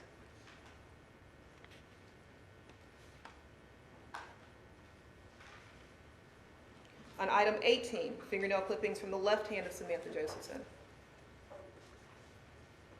Mr. Rowland's DNA is not under those fingernails either, is he? Nathaniel Rowland is excluded as a contributor to the STR profile. That is correct. Yes, ma'am. And on item 18, you were able to develop a YSTR profile. Yes, that is correct. You were able to break it into a major contributor and a minor contributor. That I was able to determine a major contributor. And that's unidentified male A. That is correct.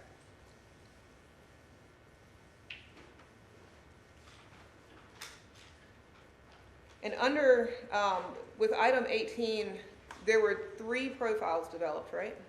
For the STR mixture, 3 different profiles? Yes, that is correct. Okay. And you just testified that Nathaniel Rowland's not one of those profiles, correct? That is correct. So it would be Samantha Josephson and 2 unknown people. Yes, that is correct.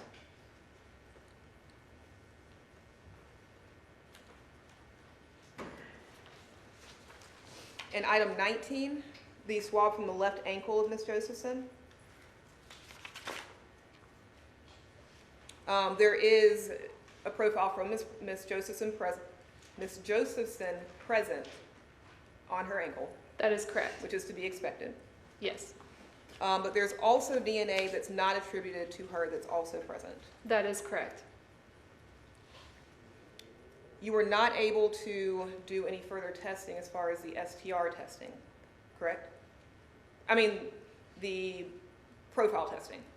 Yeah, no further interpretations could be offered. Yes, ma'am. But you were able to develop a partial YSTR,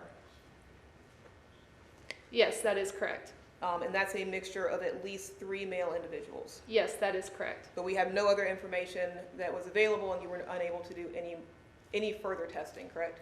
Any further comparisons, that is correct. And then swabs from the right ankle of Samantha Josephson, item 20. You don't indicate that Mr. Rowland's DNA is on her right ankle either.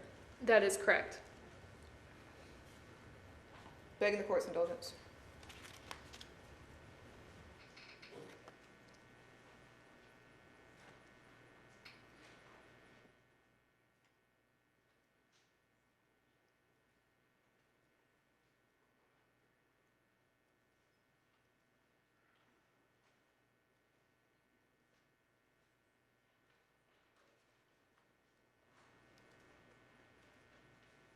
Thank you. I have no further questions.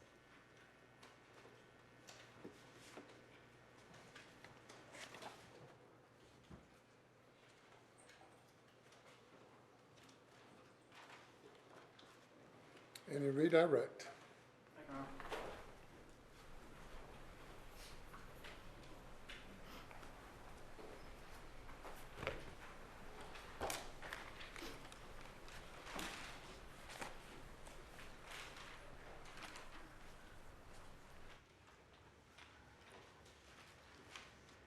Regarding item 104.2, that is the inner handle of the knife that I showed you earlier, is that right?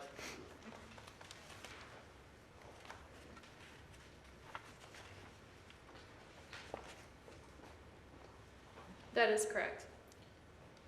You testified that you used 2 different methodologies to analyze that item, is that correct? That is correct. You used the StarMix methodology Yes. and the YSTR methodology. Yes, that is correct. Using the StarMix methodology, there was some level of support for inclusion of the defendant in that profile, is that right? Yes, to see this DNA profile is approximately 49 times more likely if Nathaniel Rowland and 2 unidentified unrelated individuals contributed to the mixture than if 3 unidentified unrelated individuals contributed to the mixture. And for the second methodology, the Ystr, there was also some level of support for Mr. Rowland's inclusion, correct? That is correct.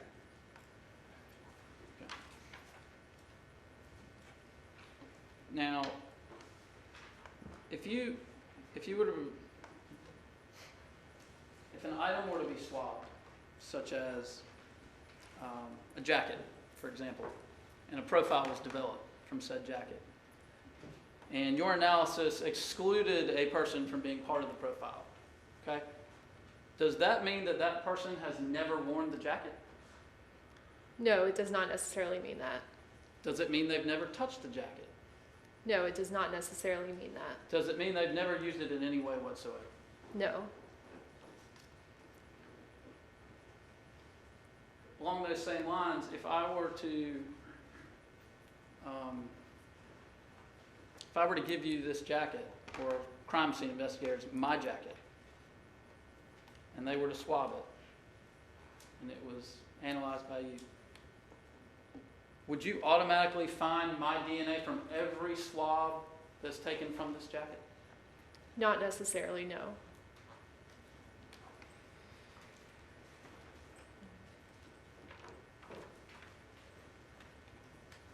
All right, there were questions about Ms. Josephson's fingernails and the items of evidence relating to her clippings and scrapings, correct? That is correct.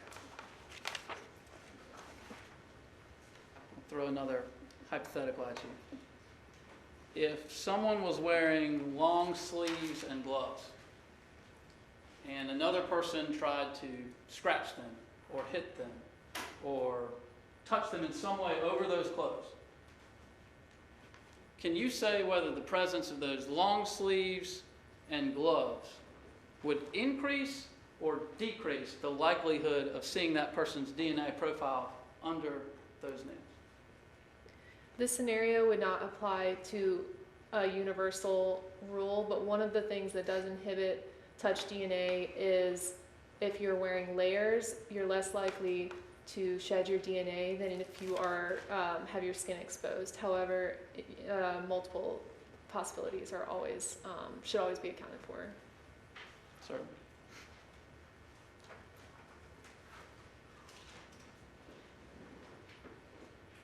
There's been a lot of big numbers thrown out here today, septillion and octillion being 2 of them, correct? That is correct.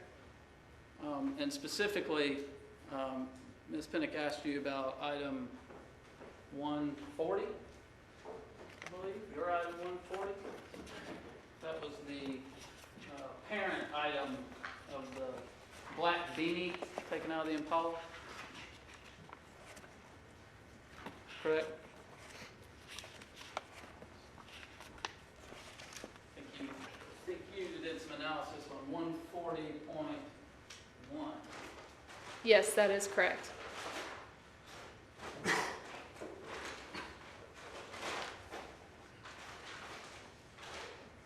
this was the parent item that we talked about earlier, correct? That is correct. Okay. And regarding your analysis of this item, what was your result again regarding Mr. Rowland's inclusion on that item? Specifically for item 140.1, the DNA profile was interpreted as a mixture originating from 4 individuals. The scenario 1 being Nathaniel Rowland and 3 unidentified, unrelated individuals contributed to the mixture versus scenario 2 of it being 4 unidentified, unrelated individuals contributing to the mixture. The result of that comparison is the DNA profile is approximately 11 octillion times more likely if Nathaniel Rowland and 3 unidentified, unrelated individuals contributed to the mixture than if 4 unidentified, unrelated individuals contributed to the mixture. 11 octillion. That is correct. How many zeros are there in octillion? 27. There has been a lot of discussion this afternoon in this courtroom about unrelated, unidentified individuals, correct? Yes. Ms. Pinnock referred to them earlier when questioning you as loosely as other people, but we're actually talking about other DNA profiles, correct? Yes, that is correct. Okay.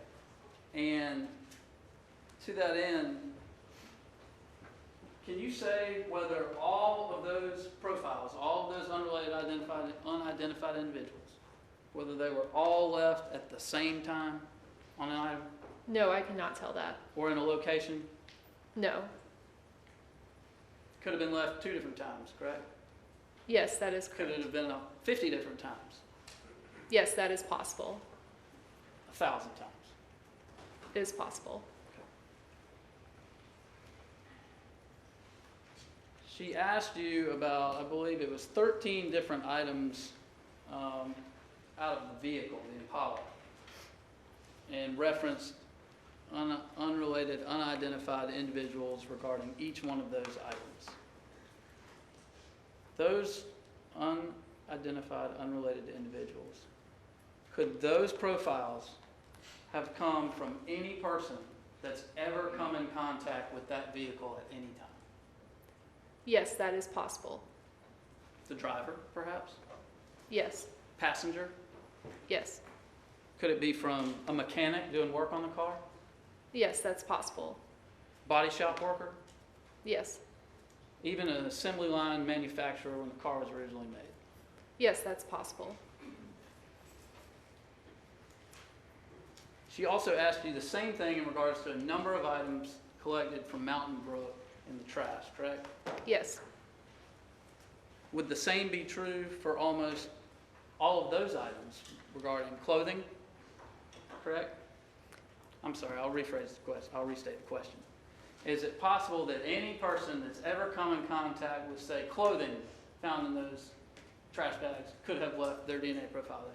That is correct. Or anyone who's ever come in contact with the grocery bags found in that location? Yes, that is possible. To include sales clerks, Yes, that is possible. manufacturers. Yes, that's possible.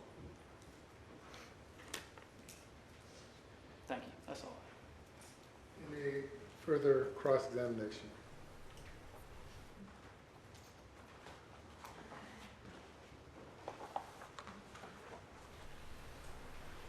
No, Your Honor. All right, thank you. You may step down.